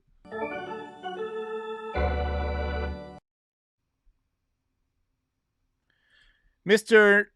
Next Best Thing says, have you thought about making TikToks to promote your channel? I've thought of it. I don't care. I don't need to be as big as John Boy and Jake. I don't have any intention on being on billboards I'm just doing this, for fun as a little side hustle. And as somebody who's been in marketing for 16 years, I can tell you that it's better to do one thing really well than to try and spread things out and do a bunch of things not so well. So I've put all of my attention and all of my focus into having a really good, really well-rounded YouTube channel. It's a 3-1 to Renfro here in the bottom of the 5th. This one is bounced to Gio. Throws to first, and we are through 5. 5 goose eggs for Domingo Herman. Is it too early still, guys? That's 15 outs. He's got 12 to go. He's at 60 pitches. He's averaging 12 pitches per inning. So another 4 innings would be 98 pitches. That would be, actually, it'd be 108 pitches. Sorry. So 60 plus 48 would be 108 pitches. That would be solid. Pinstripe says Halloween, High Tension, and Strangers. Halloween is one of my all-time favorites. The original, not the new one. I didn't like the new one that much. It was okay. High Tension was definitely intense. Tom, if you're still in the chat, we got to check that one out. 6th inning. Favorite non-Yankees players of all time. And I'll start. I'll get the conversation going. For me, I always loved watching Ichiro play, even before he was a Yankee, so it made my day when he became a Yankee. But Ken Griffey Jr., I saw him a few times. He used to crush the Yankees, but it was still fun to watch him. He had a beautiful swing. We got a dono here. Pair character punching the air with fist and bump written on his knuckles. Also, it's a sticker. I can't see it, but I appreciate it. Thank you, Jay. Thank you for the support. John N says High Tension is a great pick. Absolutely. So, favorite non-Yankees players, or, let's make it the rule that, I'm going to throw Ichiro out. Let's make it the rule that they never played for the Yankees. That's the rule. So, it has to be somebody either currently playing that's not on the Yankees, like a Fernando Tatis Jr., or somebody who's retired and never played for the Yankees. So, to me, it's Ken Griffey Jr., probably. I always loved watching Edgar Martinez. I know these are Mariners, but they just had such a good offense back in the 90s, early 2000s. I always liked Barry Larkin and Tony Gwynn. Those were two of my favorites. Word Lifer says Willie Mays and Tony Gwynn. Creeper says Barry Bonds. Pinstripe says Mike Trout. Brian Wilson was fun. He had that big beard. He was great. Sal Anselmo says Juan Soto. I really like. Yeah, I love Juan Soto also. Juan Soto, to me, has, when he's right, the best swing in baseball. It's compact. Hits to all fields. Rougned Odor steps in. This game is flying by. Hour and 24 minutes, and we are in the 6th inning as Rougned Odor hits this one to deep right field. This one's way back and gone. 5 rows deep in the right field seats. Rougned Odor. It's a home run. See ya in the next life.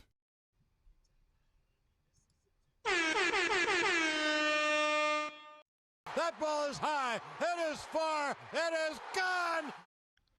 Joseph Molina with the Super Dono. Appreciate that. Says, always wished Alex Gordon was a Yankee. Dono height. Yeah, I've always liked Alex Gordon. He had a sweet swing. He would have done well in Yankee Stadium. He was a good outfielder. Seemed like he always hurt the Yankees when he was in town. That looked like a typical Rougned Odor home run where he hit it and it was hit so well that he did the bat flip. He knew it was gone instantly. Gary Sanchez steps in. Yankees lead 3-0. Going to get another look. That was a fastball. It was about belt high, maybe a little bit higher, right down the middle of the plate. 12th home run of the year for Rougned Odor.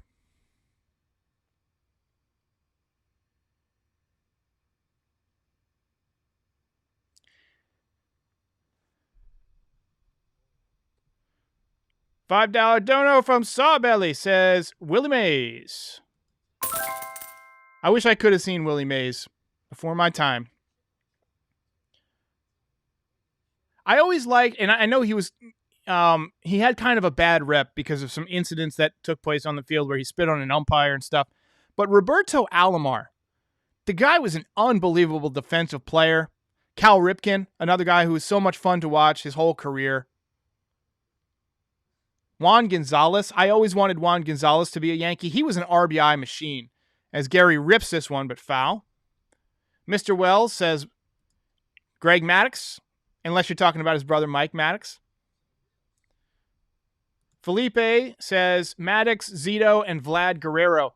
Vlad Guerrero was nuts. I remember there was a debate over whether the Yankees should sign Vladimir Guerrero or Gary Sheffield before the 2004 season. They ended up signing Gary Sheffield. He had a really good 2004, but Vladimir Guerrero won the MVP and had a better year.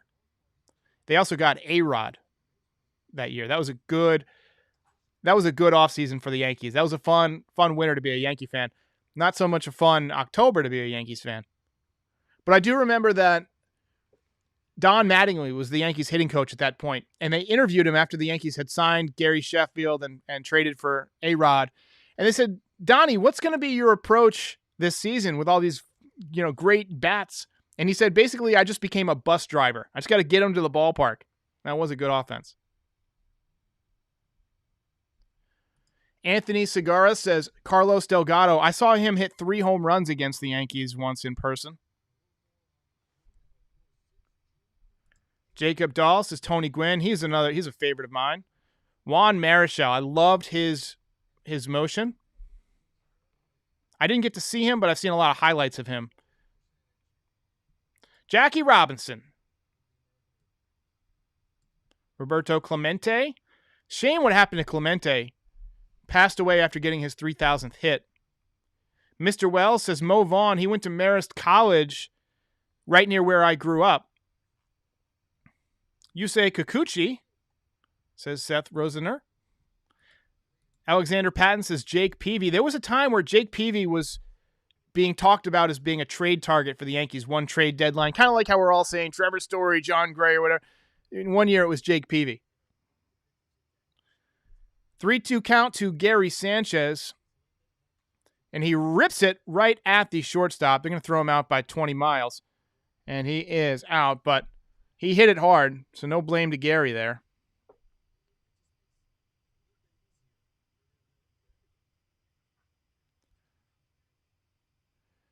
Byron Buxton, this just in from Ken Rosenthal.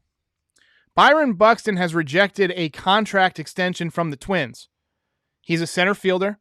He has been a bit of an injury-prone guy. So that's worth noting.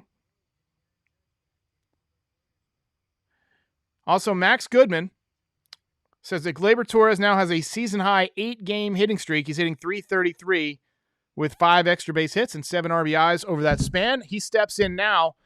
1-0 pitch from Martin Perez. Looked like a sinker on the outside corner for a strike.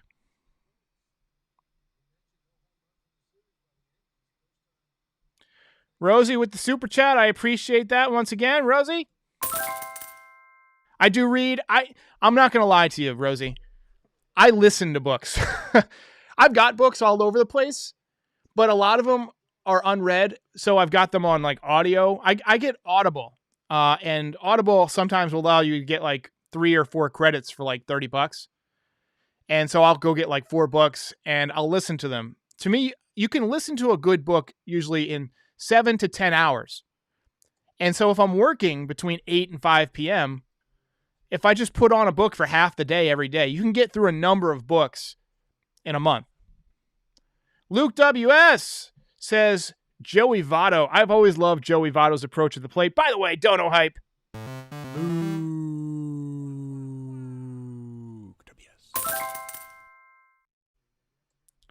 Cameron Lewandowski says Manny Ramirez. Manny being Manny. Yeah, he was always a fun guy to watch. He was just so silly. Remember when he got traded to the Dodgers, how red hot he got? But he was also a multiple-time steroid user. Ended up playing, I think, in Japan or Korea or somewhere out west after his career ended.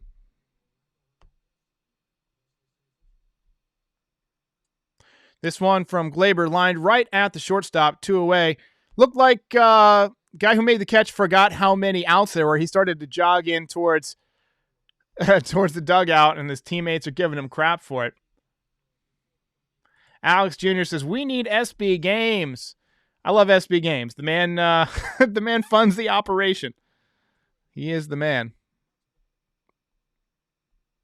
But I will say this, and I don't know if SB Games is going to see this, but I'm super thankful for what he does, but it can be a little distracting when I get like 4 or 5 humongous donos in a row and I'm trying to do my recap because it throws off the pace of the program. Like I have to stop and I have to acknowledge it and say thank you. And I have to, show my respects for that. But it kind of breaks up the rhythm of the show. So, I love it, but I'm not complaining. This one by Gardner, laced to left field, but caught by Verdugo. Word Lifer says Greg Jeffries. Love that dude. A lot of hard hit balls. Samuel Jacobowitz. Yeah, we're definitely making some solid contact. Torres did break his bat. He smashed it down on the ground in disgust. I love seeing that. The guy definitely cares. Jackson Raisbeck says that was an unlucky inning. 100%. BABIP gods coming back for revenge. So we will go to the bottom of the 6th. And worth noting, in case you're just joining us, the pitching line for Domingo Germán. And I'm going to bring it up right here so you can see. 5 innings, no hits, no runs, 1 walk, 5 strikeouts. So let's hear it for Domingo. Let's hear it for Domingo Germán. Ryan Kim says one that I forgot to mention, but I'm a big fan. This is one book that I did read front to back, cover to cover on actual paper, was a book called The Phenom, which is about Bryce Harper.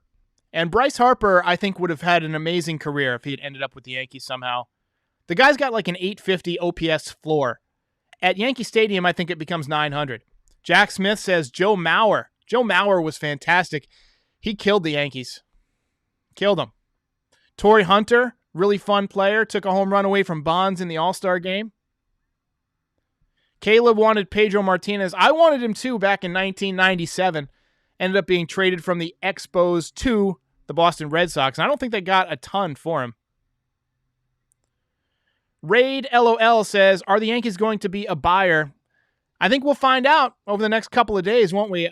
I think they're going to be a buyer, but I think the price is going to be very expensive, so I don't think they're going to buy very much.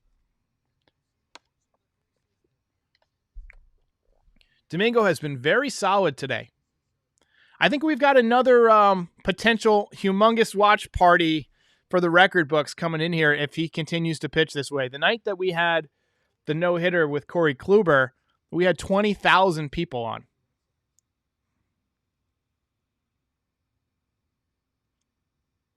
You might notice no Manscaped thing today. I didn't set up the watch party to do it.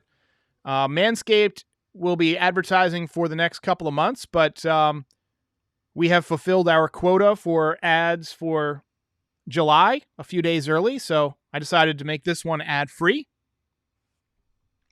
Seth Rosener loves Paul Goldschmidt. I've always loved his swing. He's got a great swing.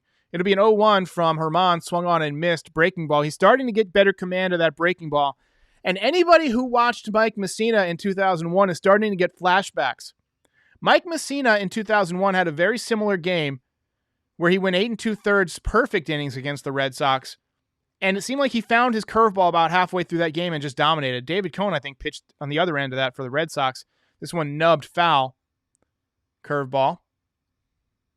63 pitches for Germán. The Dank says, watching from San Diego, California. And Word Lifer says that Cruz just went yard for Tampa again. Well, I have a feeling that's not the last we're going to see that happen. This one fastball inside 94 fouled off. I'm going to start to switch to more play-by-play as we get to a little bit more intense with this goose egg that he's got going on.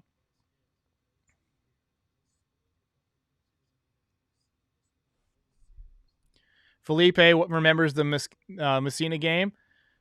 Christian loves watching Josh Hamilton. Yeah, he was amazing.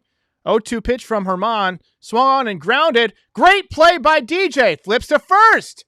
1 away. There's been 2 really good plays in the infield over the last inning. And you need something like that if you're going to throw a goose egg up.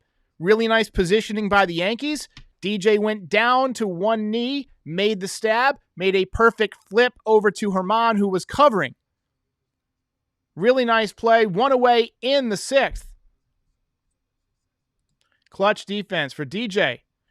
Dolphins fan says Germán looking spectacular. I agree. I wholeheartedly agree. How you guys liking these watch parties? I'm going to try and do them more often. I like doing them on the weekends because I don't have to stay up as late. First pitch from Germán to Cordero is swung on and missed. 0-1.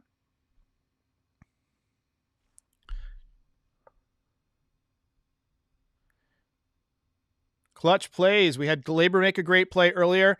Half swing from Cordero. Umpire says he did not go. You know, Cordero kind of looks a little bit like Estevan Florial, just with a beard. If you shave his beard, they look like the same guy. Same kind of young face. This one's fouled away. Jack Smith wants to do them every game. Maybe someday. If this ever becomes a full-time gig, I could see doing watch party, reaction, and pregame every single day. I could see that one day.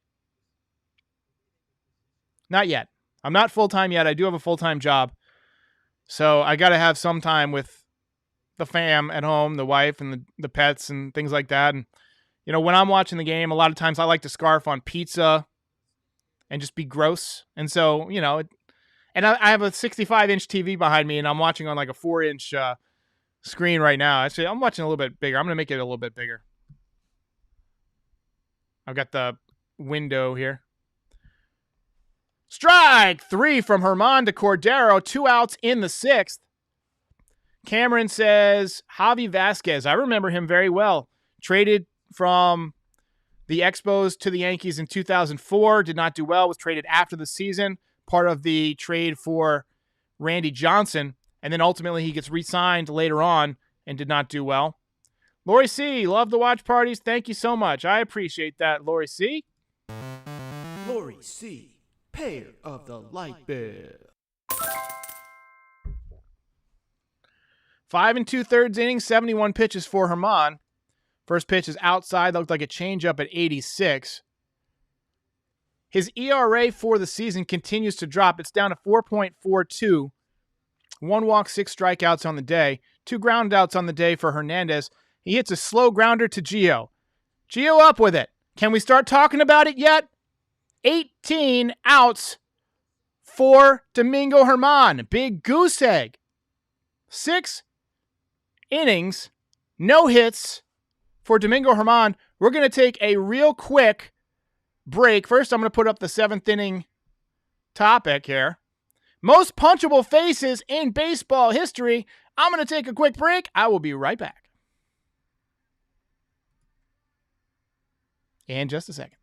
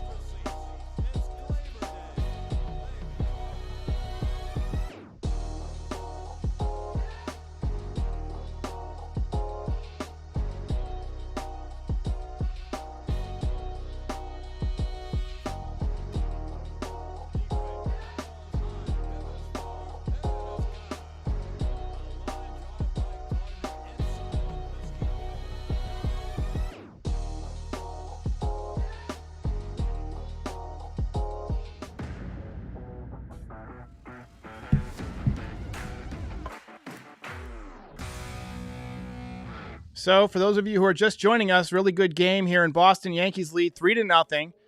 We are in the top of the 7th, and a big goose egg in the hit column for the Boston Red Sox. And we're talking about the most punchable faces in Yankees or in baseball history. Most punchable faces. Sam Harbor gets a definite upvote from me. Manny Machado, definitely a very punchable face. Lori C says, Jason Varitek looks like a human double wide. Jack Smith says Papelbon, no questions asked. Yeah, he would be my vote for number 1. I think he's the all-time champion of punchable faces. Danny Corner says Alex Bregman. Curly Afro says Bryce Harper.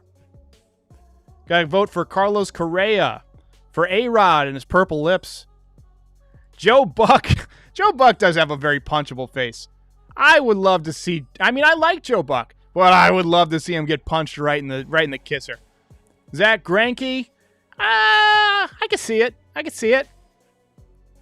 Addison Russell, Altuve, Alex Cora, as Urshela takes a slider high. Jose Batista, that's a good vote. Got another one for Altuve. John Rocker. John Rocker's face was very punchable. Saul Bailey says, everyone in a Rays hat. Love it. John Rocker, Armando Benitez, Kurt Schilling. Yeah, Kurt Schilling not only was Kurt Schilling, did he have a punchable face, but he had an obnoxious personality. Hey, we got SB Games up in the house with the big Dono. Of course, SB Games, the man. Dono MVP. SB Games. Dono MVP. SB Games brings the fury, man. I don't even know how to describe it. The man he keeps the lights on around here. Ryan Lamar steps in. Runner on first.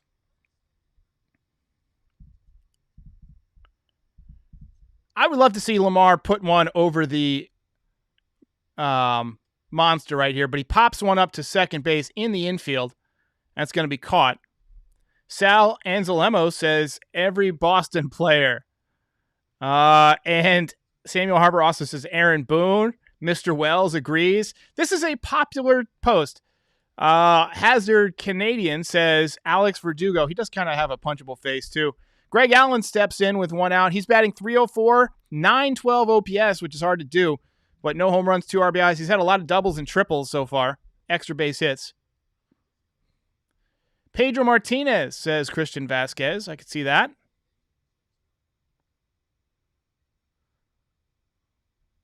SJS says Brooks Kriske. Yeah, after the other night, I can see it. This one down and in. Trevor Bauer, says Samuel Harbor. Dennis Eckersley. Oh, wow. SB Games asks a great question. He says, would you trade Jason Dominguez for Ohtani? First of all. SB Games spends way too much money on me. Oh, as this one hits Allen in the foot, he's going to take first base. And while we have that, let's talk about that question. Would you trade Jason Dominguez, by all regards, a future superstar who's 18 years old? He's got a 9-game hitting streak in low A. Dominating, but still a year or two away. For Shohei Ohtani, who's probably the most valuable player in baseball this year, both offensively and on the mound. Would I make that trade? Selfishly, just because the Martian Tracker is one of my most popular videos? No, I wouldn't make that trade. But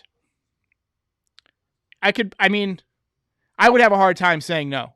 I would have a hard time saying no to that. And if you have the opportunity to put Ohtani, I think Ohtani would hit 50 home runs as a Yankee, but I also think the Yankees would find a way to screw him up on the mound. So I want to hear what everybody else says. We got some yeses, we got some nos. It's pretty split. I want to hear what you guys think. Lori C says yes.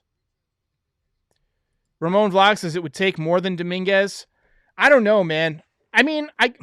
From the Angels' perspective, I don't think they would make that trade. But just selfishly, because I want to see Jason Dominguez succeed as a Yankee, I don't think Ohtani makes you a favorite this year. Oh, man, that's a tough question. That's a tough question. You got your money's worth on that one, SB Games. I thought about making the 9th inning topic, who is SB Games? And just like, let's name the richest people we could think of. E says, how old is Ohtani? I think he's about 24, something like that. He's early 20s. As DJ takes one low. 1 out, runners on first and second. I haven't been as diligent with the play-by-play with the Yankees on offense, but I'm going to try and get back into it.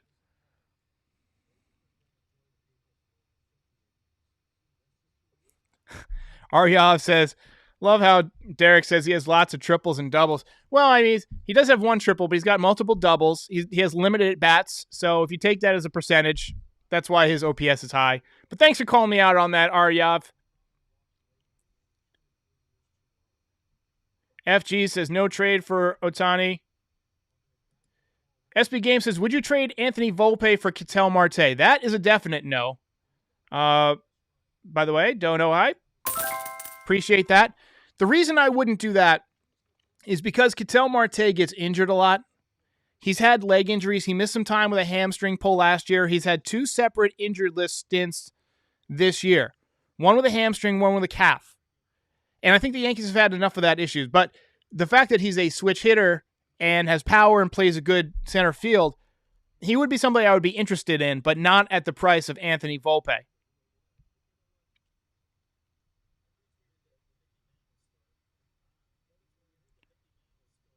Let's see.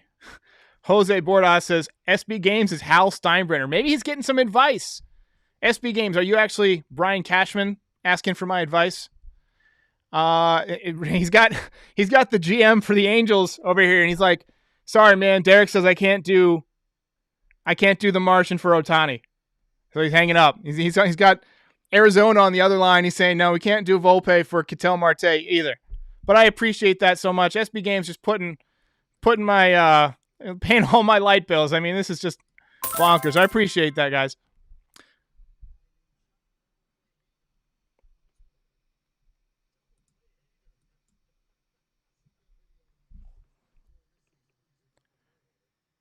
Three-two count to DJ LeMahieu, 1 out here in the top of the 7th. Seriously, SB Games. SB Games is the man. You don't have to give away all your money to me, but I appreciate it every time you decide to do it. As DJ walks to load the bases with 1 out. And you have to wonder how a long inning, as they're going to go to the bullpen here, Alex Cora making his way to the mound. You have to wonder how this affects Domingo Germán, because Domingo Germán is basically going to have to sit for longer than he's had to sit most of the game. SB Game says, who do you think is the best player on the Yankees?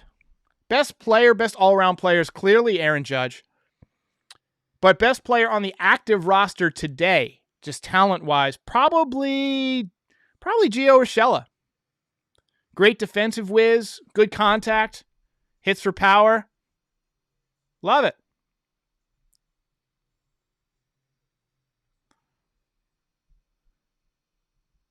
Got Giancarlo Stanton coming up.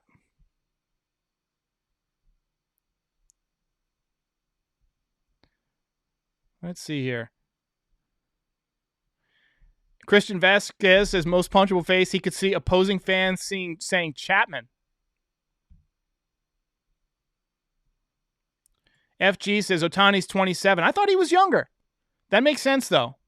Yeah, that makes the trade Jason Dominguez for Ohtani even less likely for me. I wouldn't do it.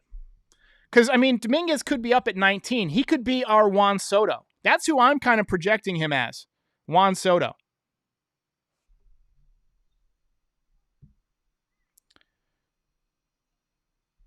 Jackson thinks that Stanton is going to hit into a double play and that the Yankees will lose 4-3.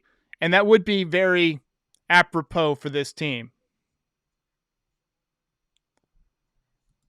Mike Piazza, punchable face. I didn't think Mike Piazza had a punchable. I actually really liked Mike Piazza. FKMRG says Clayton Kershaw. Nicholas Bruner just tuned in. Very happy about Domingo Germán. It's not over yet, but it's looking good.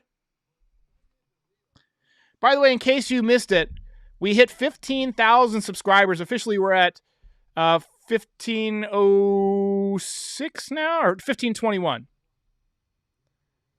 SB Games says, give me a shout out, please. SB, I can't shout you out any more than I possibly do. You are the man.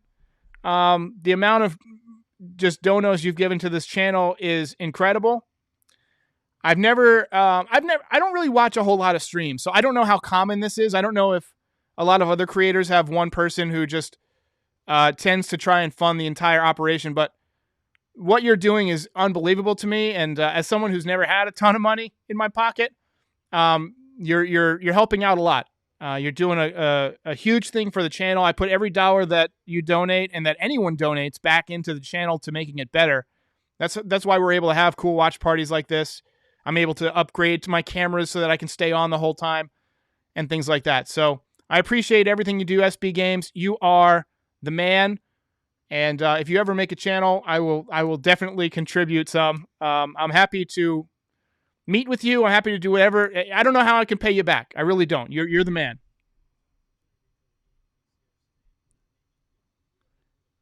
Aryav wants to make SB Games mod. SB, do you want to be a mod? I mean, if you want to be a mod, just type make me a mod and I'll make you a mod. I mean, I'll do whatever I can do. I'll send you some swag, whatever you need. As Stanton, 1-0 count. Swings and misses at a fastball away, 95 miles an hour.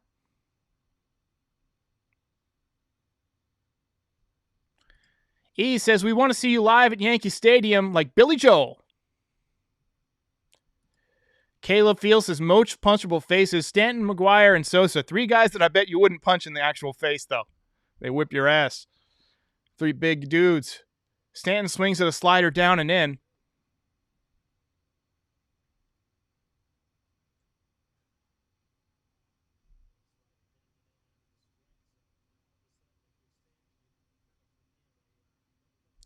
Jose Bordas says, donate $100 to be a mod. That's not really how it works. Like, SB Games has given well over $1,000 to this channel now.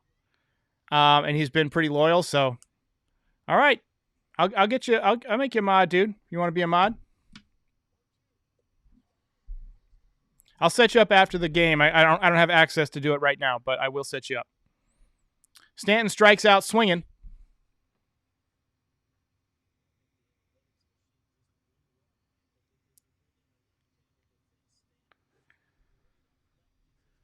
Oh, but let's see here. Luke WS says, what type of music do you listen to? I listen to Led Zeppelin. I listen to a lot of, I listen to a diverse amount of stuff. Depends on my mood. I have classical playlists. I have hip-hop playlists. I have oldies playlists. 80s music, 90s music. Anything with a good energy. Anything with good lyrics. Pat Soggy Chicken says, Jose Canseco has a punchable face.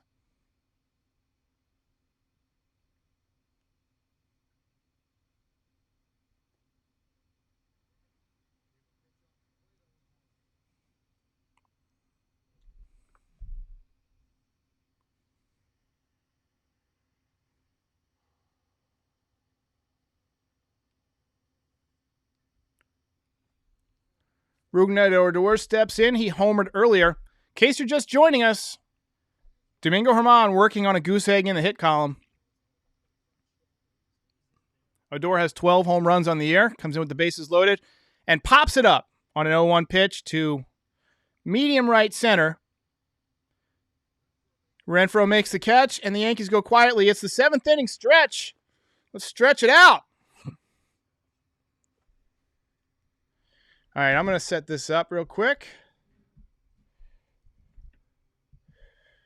I need to find some highlight clips to play. So you guys may have seen I redid the thumbnails for this channel today. That's what I was working on this morning. I added like the archway, the Yankees Frieze. I figured since my podcast is called The Frieze, that it would make sense to have the Frieze in the thumbnail. So from now on, just look for the little Frieze arches.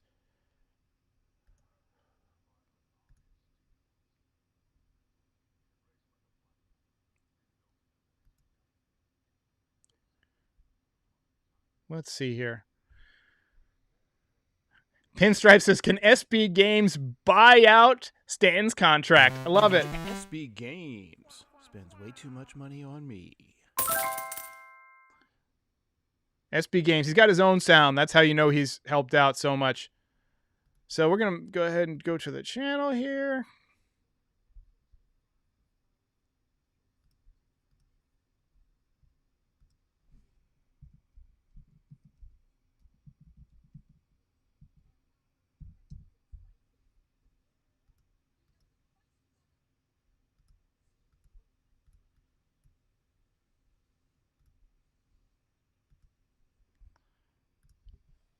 I'm trying to figure out a way.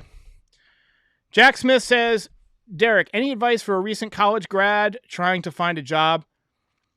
No, not really. I don't know. I mean, just do what you like to do. I'd say put in a lot of applications. It's probably a numbers game. Not a lot of jobs out there that I know of, so good luck. Nomar Garcia Parra, punchable face. John Lackey, very, very punchable face. Jets Mania says, do you think Dominguez could have a better career than Mike Trout? I mean, anything's possible, right? I mean, he's a switch hitter. He's going to be playing in a hitter-friendly ballpark, Yankee Stadium. So it's possible.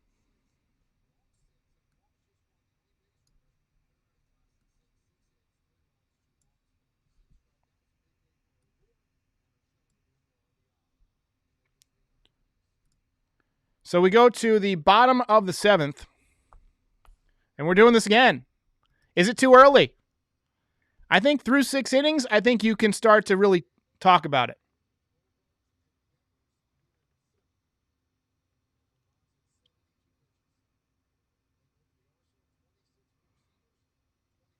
Dylan Weatherwax says Mike Ford, punchable face. Pete Alonso, punchable face. I like Pete Alonso. I genuinely like him. Joe Kelly, punchable face. Yeah.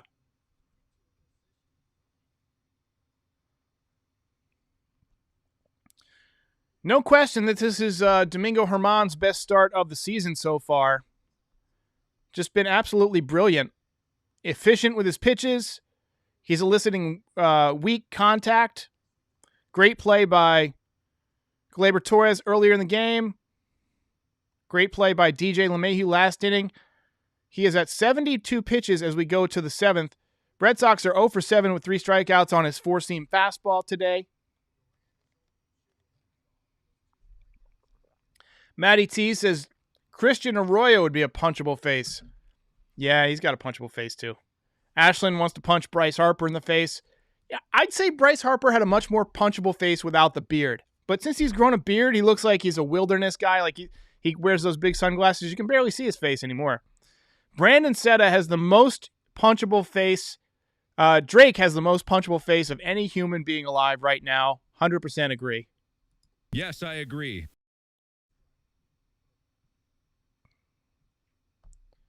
Alexander Patton says Chad Green, punchable face. Chad Green's got a big Adam's apple. It's like not even an apple. It's like Adam's watermelon. 0-1 to Duran. Swung on and missed. Breaking ball down in the zone. 0-2. Felipe says, do you see a reasonable trade to unload Stanton? Eat 50% of his contract, get a 28-year-old AA. I mean, I don't think you need anybody back. If you'll eat his contract and somebody will take it and he'll accept the trade, which is a big deal because he doesn't want to be traded. As this one is swung in and missed. Let's count down the eights. Or the outs. We got 8 outs left for Domingo Germán. That is the 7th strikeout.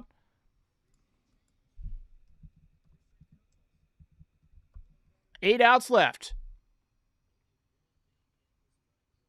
That was a breaking ball down. Got a half swing. And I think Bogarts is on deck. Germán pumped up.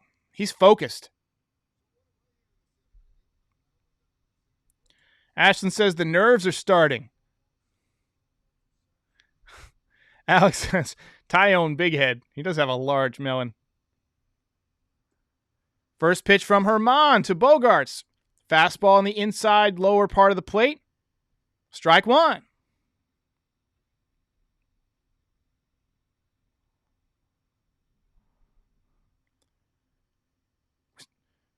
Second pitch, 93-mile-an-hour fastball, inside corner, strike 2. And we saw some warming in the bullpen. I didn't catch who it was. Maybe Loizaga? 0-2 to Bogarts. I would throw that breaking ball right over the heart of the plate, but low, in the dirt. As Cone likes to say, keep it over the cylinder. Fastball outside off the outside corner. Check swing. He did not go. 1-2. Jack says he'll dive in the pool if Germán completes the job.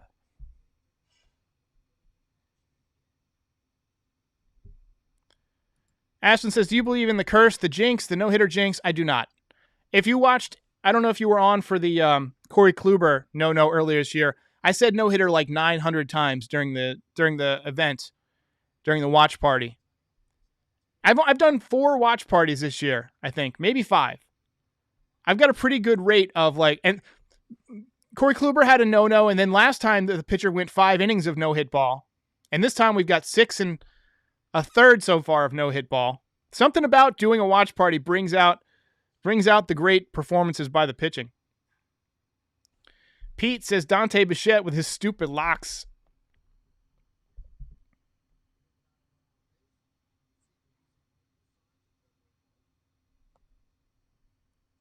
It'll be a 1-2 from Herman. Hung a curveball. Inner part of the plate, chopped foul. 1-2. Rosie says you shouldn't do play-by-play. You're behind everybody. Yeah, well, a lot of people sync up their TV or whatever with me, so I'm going to keep calling it. Steven Canoff says Herman is probably out when he gives up a hit. I probably agree with that, I think. This one inside looked like a changeup.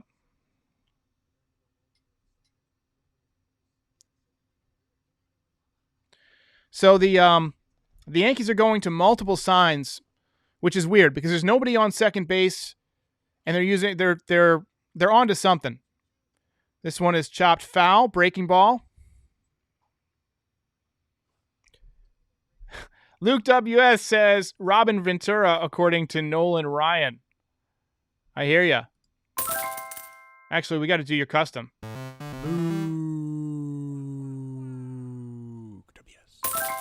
Nicholas says, do you remember Jabba Chamberlain? My cat is named after Jabba Chamberlain. I call him Joba.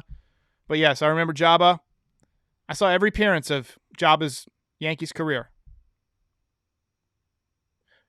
Swung on and missed. Ball gets away from Sanchez. So the runner reaches first base, but it's a strikeout.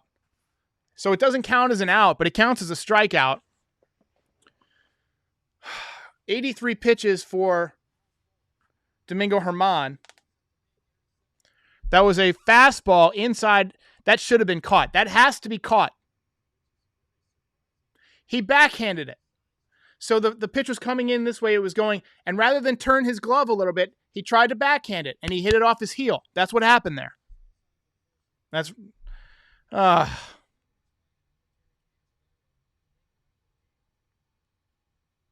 It's not a hit, but it's a base runner, and it's more pitches, as this one to Devers is swung on and missed.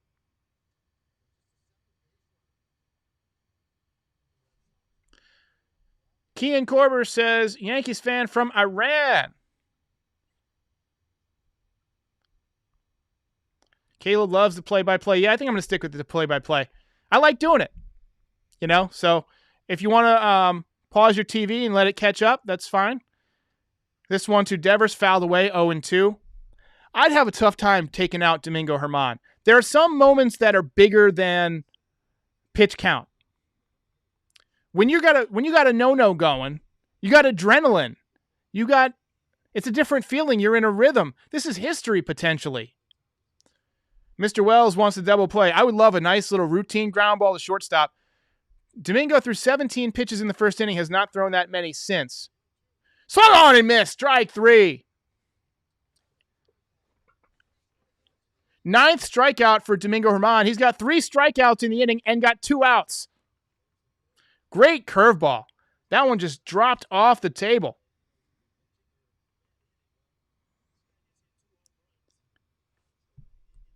Seven outs left.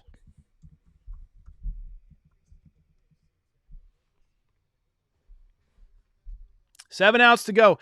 Here's JD Martinez. This guy scares me because he's a really good contact hitter. Let's see if we can get past him. This one is popped foul. It's 94-mile-an-hour sinker inside.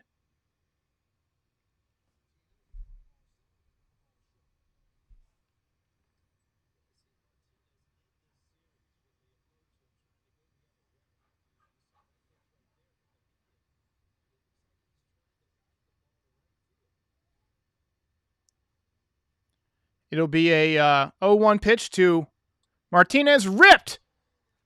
Foul ball. Foul ball down the line. He ripped it. That was scary. I thought that was a base hit. But he was out in front just a little bit. They're showing the replay. It hit the side wall about 30 feet beyond third base. For those of you who are not watching, I know some of you are in foreign countries, don't have access to the game. Domingo Germán is at 88 pitches. Most he's thrown since May 27th.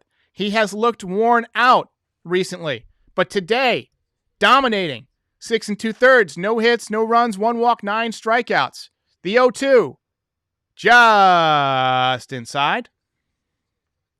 Sanchez tried to frame that one, but it was a little bit too inside. 89 pitches for Germán. You cannot take Domingo Germán out of this game. It'll be a 1-2 pitch to Domingo Germán, from Domingo Germán to J.D. Martinez. Got him swinging. 6 outs to go. 4 strikeouts in that inning. 10th strikeout of the game for Domingo Germán. 4 strikeouts in the inning for Domingo Germán. And Aaron Boone met him out in front of the dugout. I think that might be it for Domingo Germán. I think that may very well be it for Domingo Germán. 90 pitches, 63 strikes. Yankees don't look like they want to run him back out there. Aaron Boone coming out to meet him was not a good sign. Not a good sign. It was like he was going out to say, great job, you're done. 8th inning topic. Favorite Yankees prospects who never became stars. But I feel like people are going to want to talk about this no-no. Take him out or leave him in. I want to see in the chat. Do you want to take him out or do you want to leave him in? I think we got to leave him in. I would not take him out right now. He's cruising. 90 pitches. Come on. This is a grown man. You got a season that is on the brink. You've got a chance to inject some life from one of your own guys without having to make a trade and to split the series. I say you keep Loaizaga ready. You get Sessa ready. You maybe have Chapman stretch a little bit. But you got to send Domingo Germán back out there. This is Domingo Germán's game. You tell him 110 pitches. That's your limit. You got 10 pitches each inning. That's what I would say. Go out there, get the 8th inning on 10 pitches, get the 9th inning on 10 pitches. That's what you got to do. Leave him in. Leave him in. I wholeheartedly agree. Everybody's saying leave him in. I think the fans are in agreement.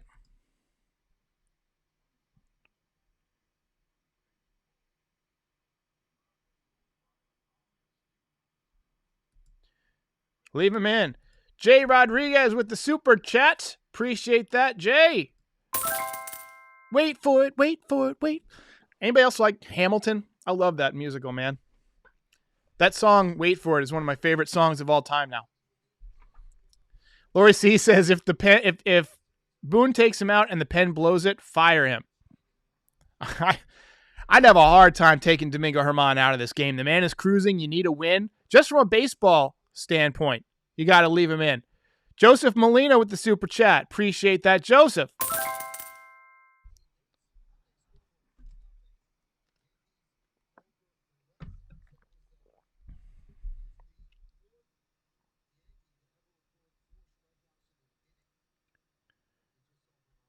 Fourth Yankee to get 4 strikeouts an inning, I think they just said. I'm having trouble hearing it, but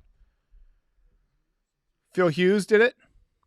Loaizaga did it at Boston earlier this year. Gary Sanchez 0 for 3 on the day, hitting .216. Honestly, I would love for the Yankees to get a solo home run this inning and make it a really quick inning. Get Domingo Germán back out there. They have not shown the bullpen yet. You would think that if there's action continuing that the cameras will go to the bullpen and we'll find out.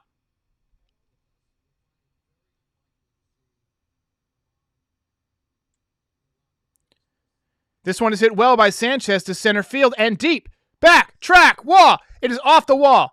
It bounces away. That's going to be extra bases. Sanchez is going for 3. Here's the throw. Not in time. It is a leadoff triple for the Kraken.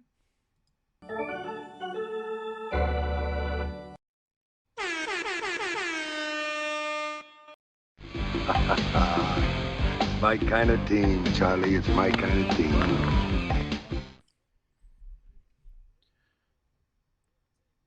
That was hit well. That's probably a home run at Yankee Stadium. It hit off of the garage out there where they park the little machine, the lawnmower or whatever that goes around the field. You see Luis Severino on the back telling him to go home, on the bench rather. First pitch to Torres is a cutter high. If I'm Gleyber Torres here, I'm looking for something that I can hit to the right side in the air. Something up and away that you can lift to get to right field so that Gary Sanchez can tag up and score. On the announcers, or on the broadcast, the announcer said that they'll be shocked to see Domingo Germán finish this game. I think you got to leave him in. Lori C says, get him in. Don't blow this. 100%. You've got to capitalize here. Gleyber takes a breaking ball away. 2-1. Felipe says, Sanchez looks thinner. Yeah, he has definitely looked thinner this year, but as a catcher, I mean, it's so tough to catch during the heat of the summer wearing all that equipment. A lot of catchers lose 10 to 20 pounds over the course of the summer anyway.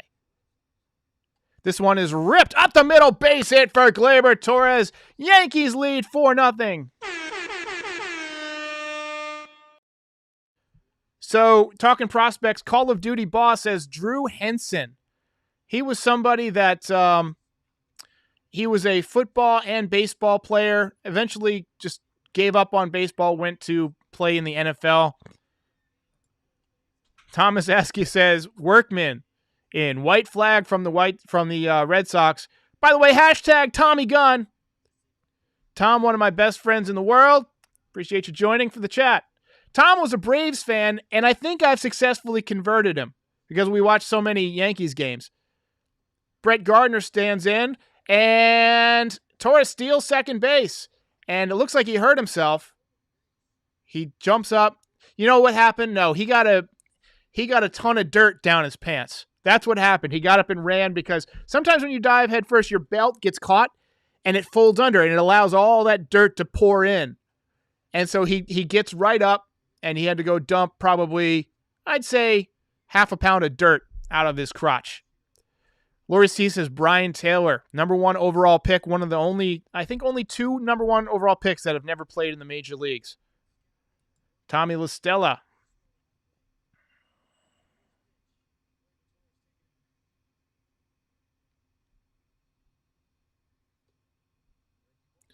Felipe says Henson didn't work both. Yeah, that's so earlier somebody asked me if I plan to do TikTok or social media or all that stuff. That's an example of trying to do too many things. Drew Henson. Be really good at one thing rather than okay at a bunch of things. Call of Duty says Kevin Moss. Kevin Moss was one of the fastest players ever to 10 home runs when he got to the major leagues. I think he was actually the fastest. That record has since been broken. Dustin Fowler, what happened to him was a tragedy. Injured his knee, tore his patella tendon in his first game in the major leagues. Mark Appel, he still has a chance, I think, to make the major leagues, right? I don't think he's made it yet. Jesus Montero. Yeah, Montero came up with the Yankees and was incredible in his rookie season. Got traded for Michael Pineda, ultimately put on a bunch of weight and ended up throwing an ice cream sandwich at a human being. Russell Wilson, top prospect. Oh, he worked out okay in football. Tim Tebow. I think Tebow just signed, was it with the Eagles? He signed somewhere to do football as a tight end. Addison Russell. Yeah, everybody thought Addison Russell was going to be Barry Larkin.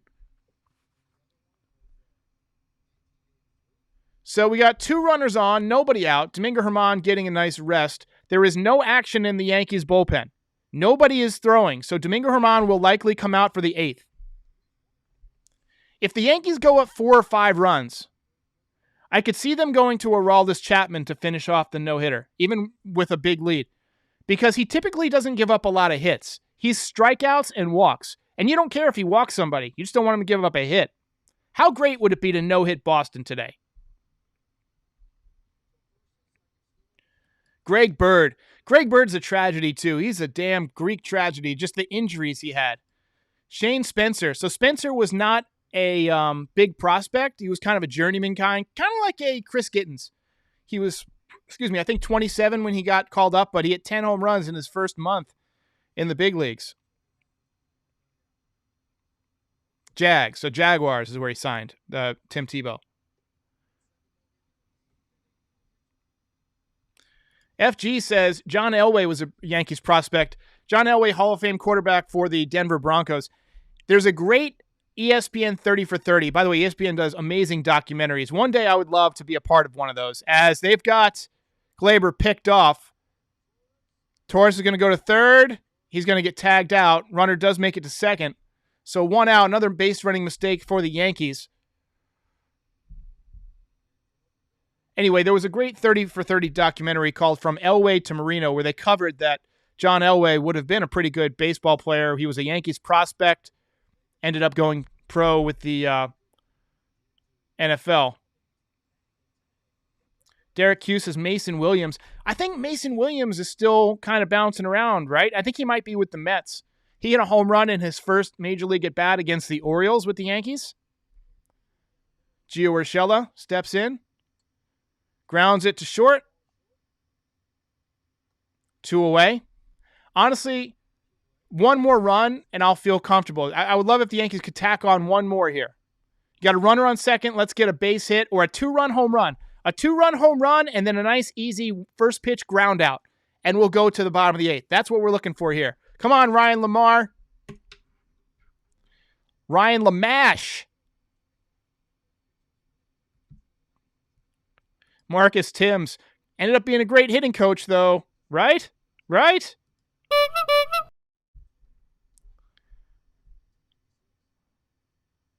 Swung on and missed. A little half swing from Lamar. Tyler Austin.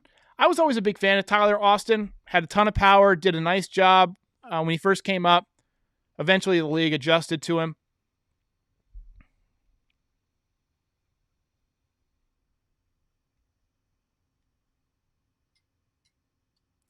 Ground ball to third. Devers up with it.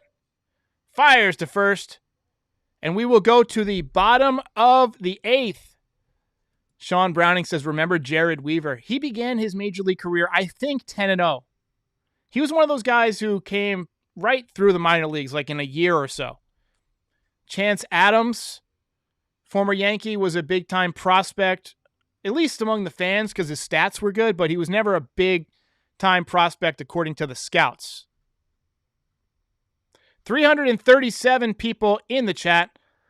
The chat is for subscribers only. At least it should be. I'm not sure if it's working. SB Games back in the house, coming back for the no, trying to complete the no here. C Cult says I met Tyler Austin. That's cool. I haven't met many Major League Baseball players. E says fans in Korea are calling for Hoijun Park to join the KBO. I would have no hard feelings towards him if he did that because the Yankees obviously don't believe in him. I'm sorry.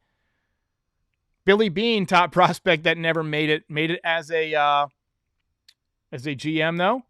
Austin Lugo says big fan, never missed the streams. I appreciate that. Round of applause for you. Derek Q says Bam Bam Mullins. Ricky Leday. Ricky Leday was a big-time prospect. Hit his first home run in his career off of Mike Messina, I think. Might have been off of Scott Erickson. Now that I think about it, it was definitely against the Orioles. So we are going to the bottom of the 8th. Stream has been going for 2 hours and 24 minutes, so this has been a relatively quick game. Based on other Yankees games recently, we've had some 4-hour games. Chin-Ming Wong. So I don't say you could say that Chin-Ming Wong didn't work out. He's a case of a guy who had a great start to his career, won 19 games twice, and then he injured himself in Houston running the bases.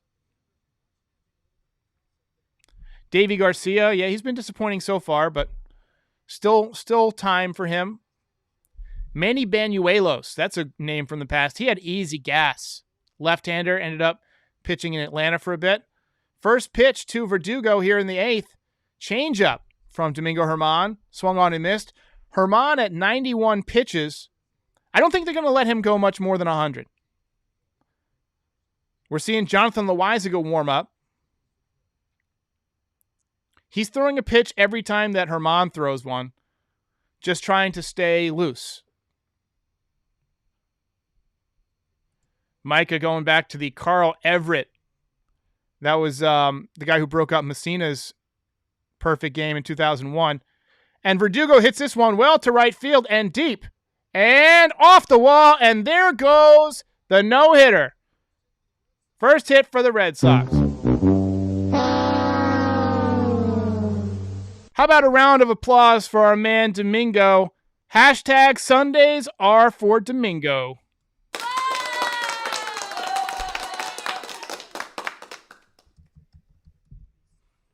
Great job by Domingo Herman. First hit of the game. But at this point, you start to look forward to the win.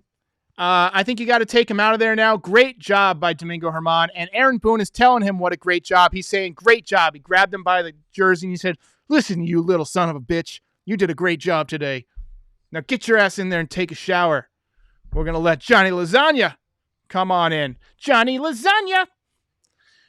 So no more no-hitter, but the stretch of great pitching performances by Yankee starters during watch parties continues.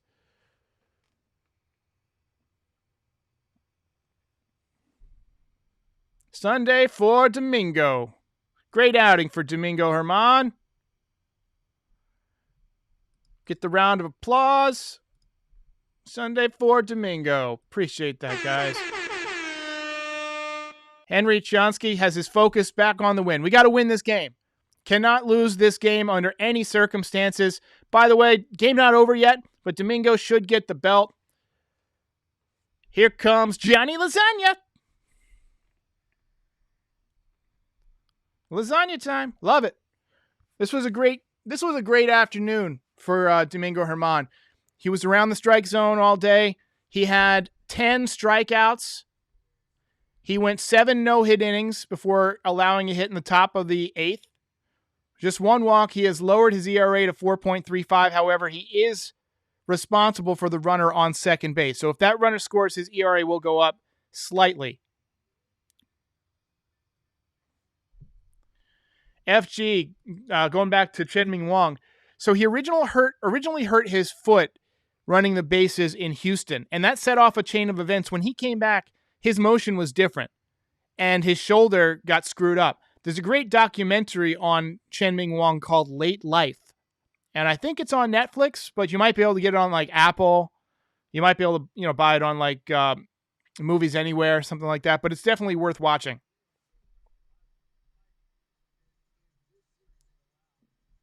Sunday for Domingo. Anthony says, give him the belt right now. Belt only goes for the win. So basically, typically when I do a watch party, I don't do a post-game show. So what's going to happen is tomorrow we'll do an episode of Morning Yanks where we will officially award the belt.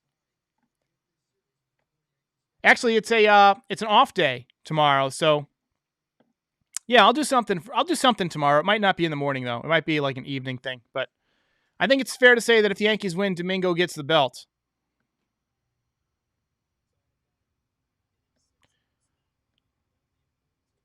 First pitch from Loizaga is up and in to Renfroe.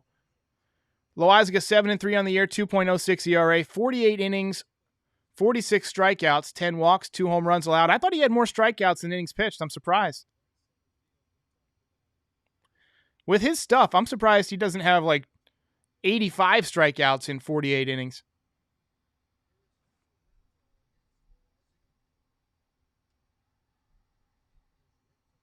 This one's ripped into the corner for a base hit. I'm going to go with the dono real quick. This one gets away. So a run scores. It's 4-1. That run will be charged to Domingo Herman. So his final line, you can close the book on him. 7 innings, 1 hit, 1 run, 1 walk, 10 strikeouts. ERA goes up to 4.45. That was an up and in fastball, just a really nice piece of hitting. I'd be careful to righties pitching them inside at Fenway because it just takes one good swing to put the ball over the wall. It's much tougher to go opposite field as a righty in Fenway. The crowd comes to life here in Boston, And we've got a ball game, folks. We've got a ball game.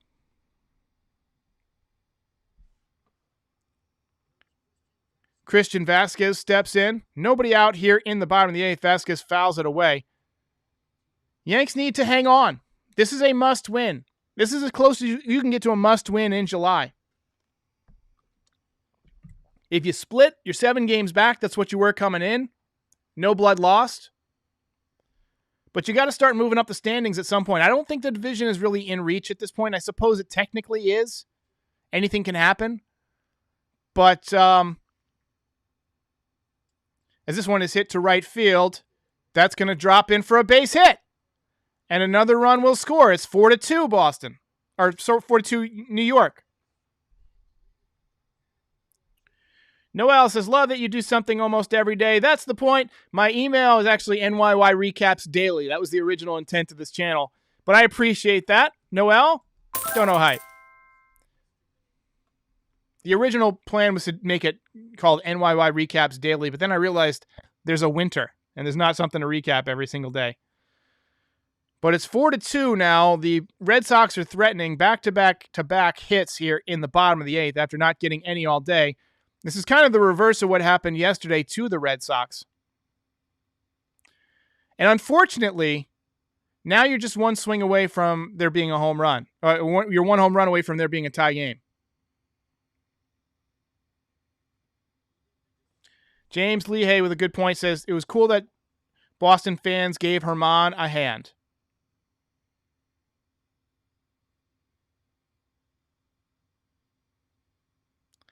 Can't take out Loizaga just yet, Aryav says. Take him out, but you can. He has not faced 3 hitters. You need an out here. What you really need is a double play. You need a double play, and then you need to tack on a run. This is why I wanted the Yankees to tack on that run that they left on base last inning. 99 on the outside part of the plate, swung on and missed. 0-2 to Cordero. That one was called a sinker. He throws hard for a sinker.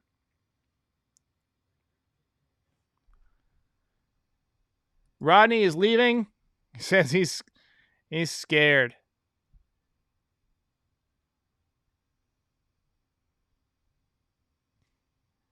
This one hit up the middle, base hit. Oh. Guys, this is not good.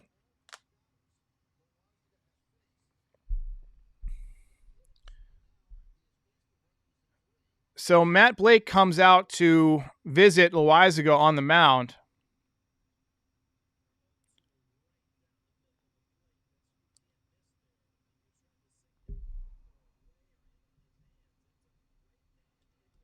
Lori C says, choke. I feel like that's what's happening. He should have been an all-star, but he's... Aryav says, why does this happen? Somebody else said it earlier. Bad teams find a way to blow games. What you need here is one of those triple plays. Can we get one of those triple plays, guys? Got any more of them triple plays?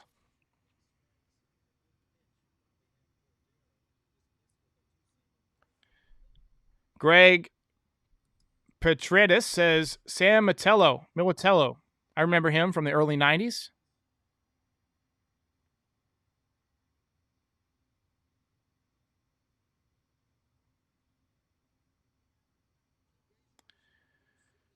So Kiki Hernandez, who's given the Yankees trouble all week, steps in.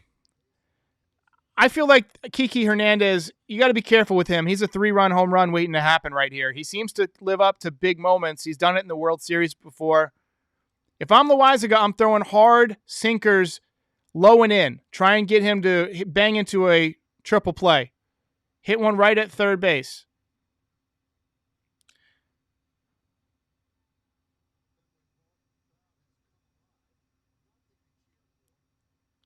(4-2) here in the 8th.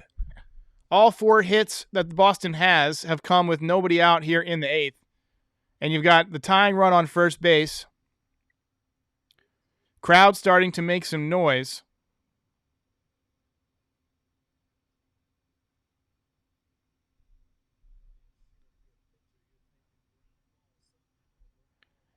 You need at least a double play here. At least. This one is low. And Herman doesn't have his stuff today. He is clearly struggling to find his command of the baseball.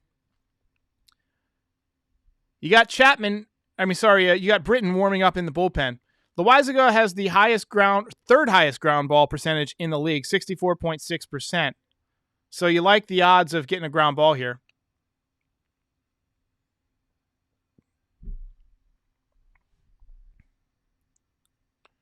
It'll be a 2-0 to Hernandez. Ripped into the corner. That's going to get off the monster. 1 run will score. Vasquez scores, and it is a double. And now Boston has the go-ahead run on second base. Second base. I don't think Herman would have allowed this to happen. I mean, if you left him in there. Looks like we're going to go to the bullpen here. Red Sox rallying. Hell of a job by Johnny Lasagna. Should have been in the oven a little bit longer. We're going to go to a quick commercial break.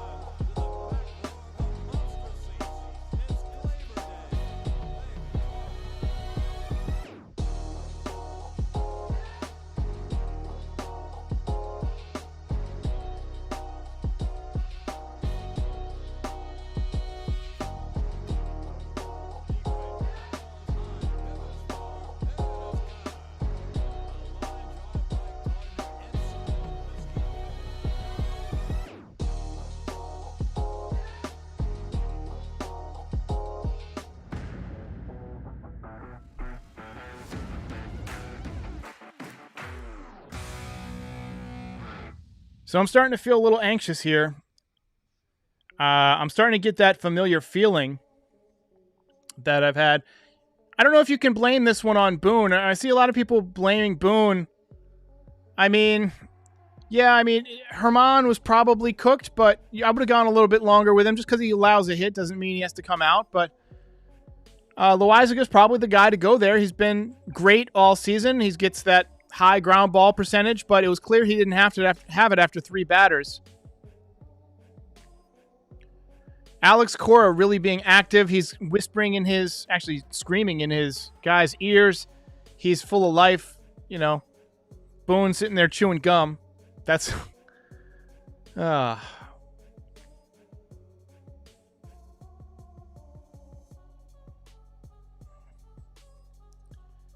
Red Sox have 31 comeback wins this year, most in baseball. Yankees are 5th with 25.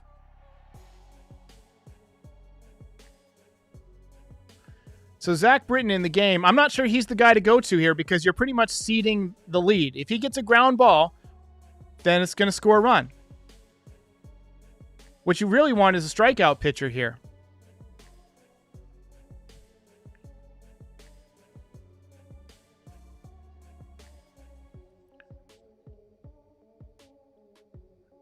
I'm not sure I would have gone to Britton here.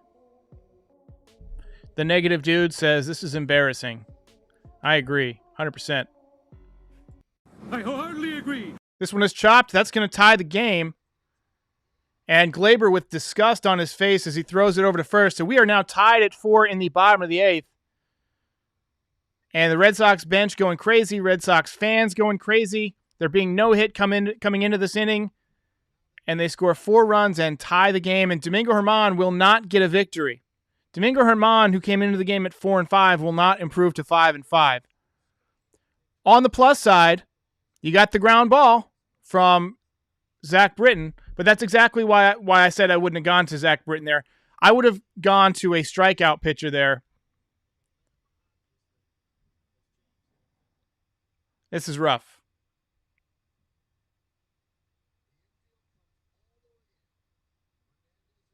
This is tough. I'm reading the comments, and it's just a lot of very upset people out there. 4-4 game. Bogart's in here in the bottom of the 8th.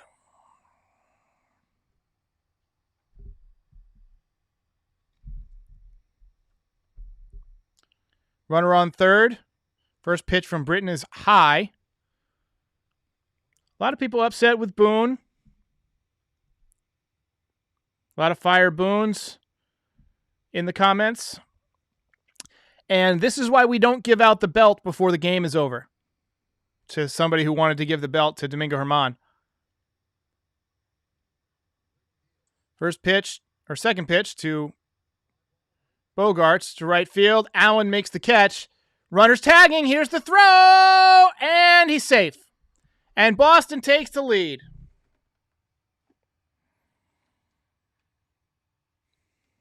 Come on, bro. I'm going to have a Walter Cronkite moment. Just take my glasses on and off a few times in disbelief.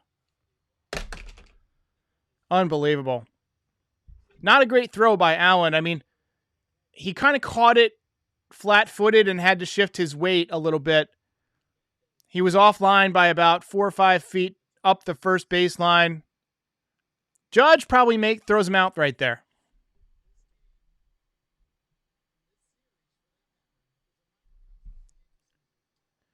David Cohn just called this inning and this game and this series a microcosm for the Yankees season, and I wholeheartedly agree.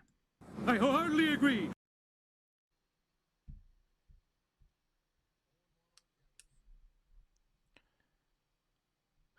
Saul Billy says, same old crap, different day. Same shit, different toilet.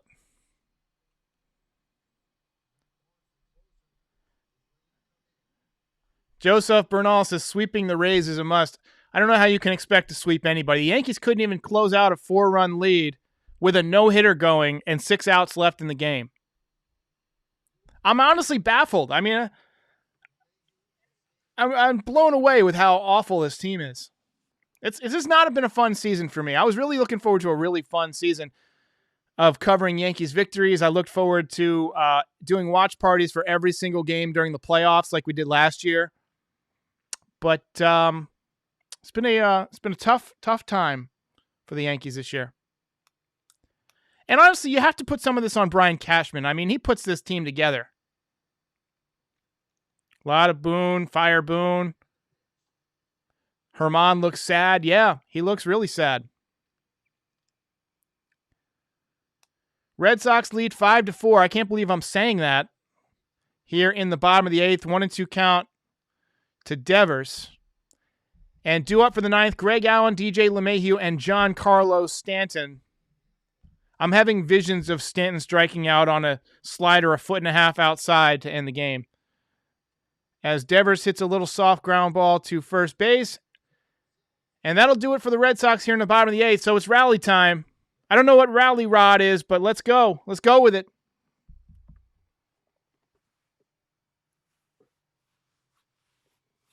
This was a tough one, guys. Oh. There's a lot of fire Boone here.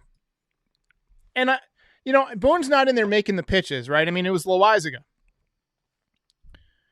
And you can't take him out, until he faces at least 3 hitters. So, but it was clear after 3 hitters he didn't have it. But it wasn't like he was hitting the backstop or anything. He was just getting hit a little bit. I got to say it has something to do with the energy. I mean, Alex Cora has got his team ready to fight. This Yankees team is ready to give up. This Yankees team plays a really good 7 innings. If we were playing 7-inning games this year, the Yankees would be doing a lot better.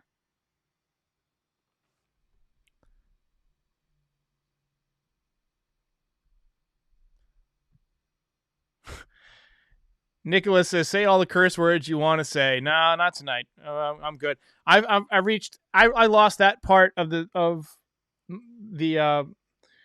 I lost the place where that was coming from after the Phillies series. Now it's more of like a depression. Now it's like, instead of saying all the curse words I want to say, it's like, eat all the Swedish fish I want to eat and take a nap. That's what it is. That's what it's become. Speaking of eating a lot, Pedro Martinez put on a few pounds. I'm showing him on my advertisement here. They don't have any treadmills where he's hanging out these days. Mike Rotonda says somebody has to get fired. I thought it should have been Marcus Timms 2 friggin' months ago. Got people wanting to rant. Not going to happen. Not going to happen. Rants are organic. Rants are organic.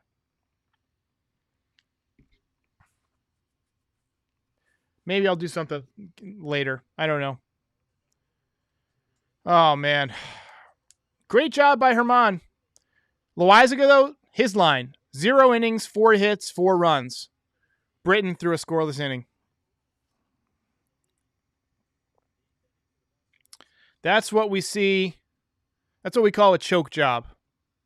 That was a choke job. And now the Yankees got to score.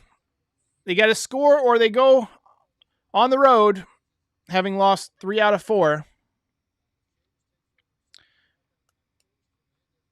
I will say this. If the Yankees lose this game, that pretty much puts to bed the buy or sell discussion. You have to sell.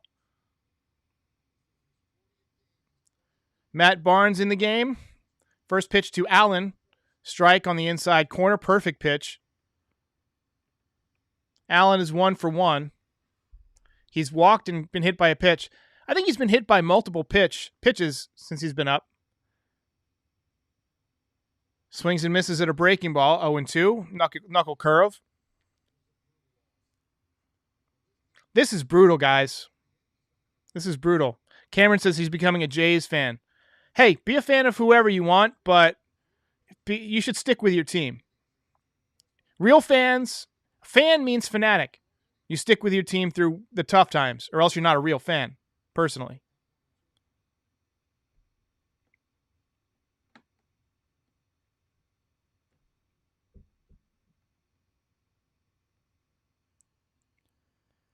One, 2 on Greg Allen.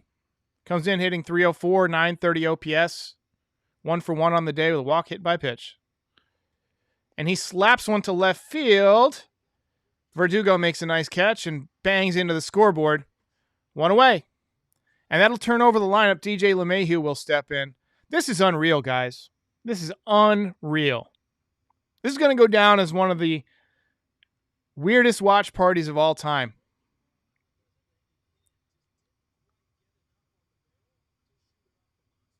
I might stick around and do the post-game reaction after the game, because we have done a watch party, but typically a lot of people tune in after the game to kind of see what I'm talking about. So I might just stick around for a few minutes and give my thoughts. Fastball inside to DJ, called a strike. He's hitting 266 on the year. He has a double, 37 ribbies. Nobody's driving in any runs. They just don't teach the importance of driving in runs as he hits one to second base. And there are 2 down. Yankees have 1 out left. And here comes Giancarlo Stanton. I had visions of him striking out to end this, just kind of like it came to me.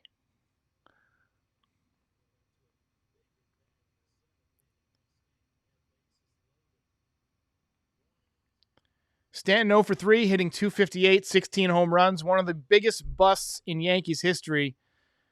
Coming off of 59 home runs in 2017. As we get a good look at some Boston skanks in the crowd. Nice job by the Yes cameraman. It'll be a first pitch breaking ball to Stanton. It's a ball 1.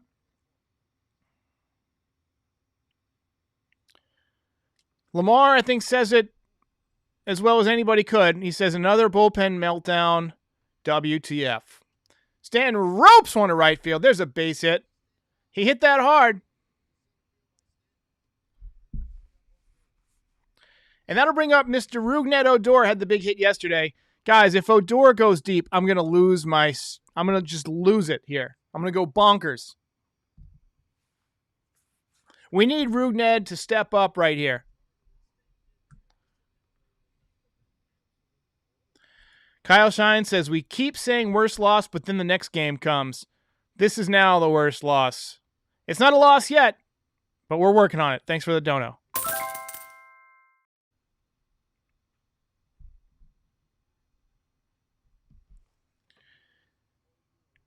Come on, Rugie. Hitting .231 on the season, 2 for 4 on the day with a single and a home run, 2 ribbies, 30 RBIs, 760 OPS. He's been swinging the bat better. Had a game-tying double yesterday. All right, make your predictions for Odor here. I think he's going to pop out. I think he's going to swing too hard and pop out early in the count. Tyler Wade into pinch run for Giancarlo Stanton.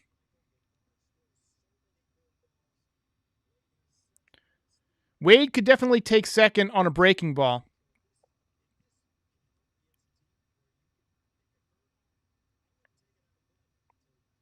Wade leads off. If he gets thrown out, Barnes holding to make him uncomfortable over there. So we got COVID says strikeout, SB Games predicting a home run. Catrafine says strikeout, fly out. Eddie says home run puts them ahead. Odor looks pissed. Odor takes a breaking ball in the dirt. Easy says double down the line. Anthony Segarra says bloop. Lori C says strikeout. Antonio Cartel just says fire boon. Saul Belly thinks we're going to get a strikeout here. The negative dude wants to send Hal to space. Not so family fun. Vision's calling the home run. Amanda doesn't even want to look at this. Doesn't even want to look. It'll be a 1-0 to Rougned Odor. Less bat movement from him lately. Wade goes. And he's safe.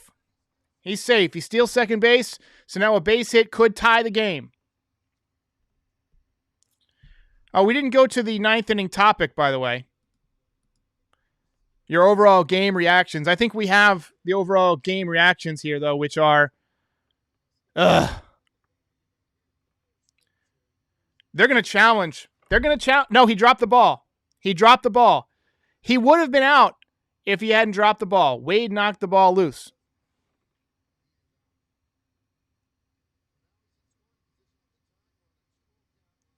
Estevan Florial has more RBIs than Tyler Wade in like a week, and Tyler Wade's been around all year.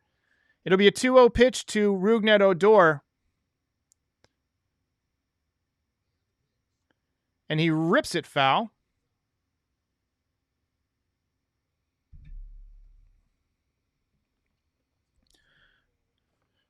Amanda says, come on, Yanks.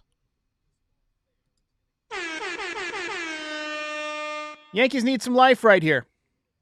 This season with 2 outs and runners in scoring position, Odor has done actually pretty well, unlike a lot of Yankees.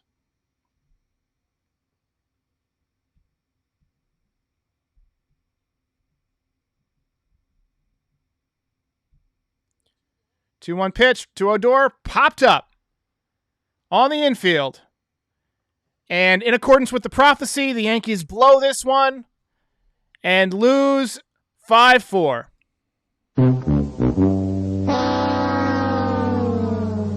Well, I called the pop out. I figured he would be trying to overswing. We've seen that a lot from Rougned Odor. This was a sad game. I agree with Felipe. I want to thank everybody who's joined from the beginning. This was a 2-hour and 54-minute stream. I want to give a special shout out to SB Games for making all the donos. Thanks to everybody who did a dono. It helps the channel a lot. Every dollar that you give me goes back into making the channel, either production value, microphones, lighting, all that stuff. Backgrounds, I've got new background stuff. I appreciate everything. Let's get to the reaction because I know a lot of people are coming right after the game to get my reaction. And my reaction is, I'm not at all surprised. I'm not at all surprised. It was, this was one that you had to win. And like the Yankees have done so often this year, they choked. They completely choked. We've got a couple of people being douchebags in the chat, and we're going to ban them. So calling on all mods here. Basically, that was the worst loss of the year because you needed it the most. You needed it most. I agree with Amanda, who says she is so mad right now. Let's go through the box score here. Yankees picked up 9 hits. They did pick up 4 runs. They walked 5 times. Great job by Domingo Germán. He went 7 innings, 1 run, but it was really the bullpen today. It was Loaizaga. You know, those 90s teams, those of us who remember them said they had a different hero every night. It seems like this team has a different GOAT every night. And I don't mean GOAT as in greatest of all time. I mean this team has a different GOAT every night in terms of someone who cost you the game, who failed. Tonight it was Loaizaga. If it's not Loaizaga, it's Chapman. If it's not Chapman, it's Green. If it's not the bullpen, it's the offense. If it's not the offense or the pitching, then Boone makes a rat fuck decision. The team is not built to win. This is not a winning baseball team. And I've got Patrick in the chat saying he's getting ready to become unhinged Boston. I don't know what to say, guys. This was a tough one. Wild Wolf Ray says he expects this team to lose every game. We got chats coming in so fast that I can't click on them.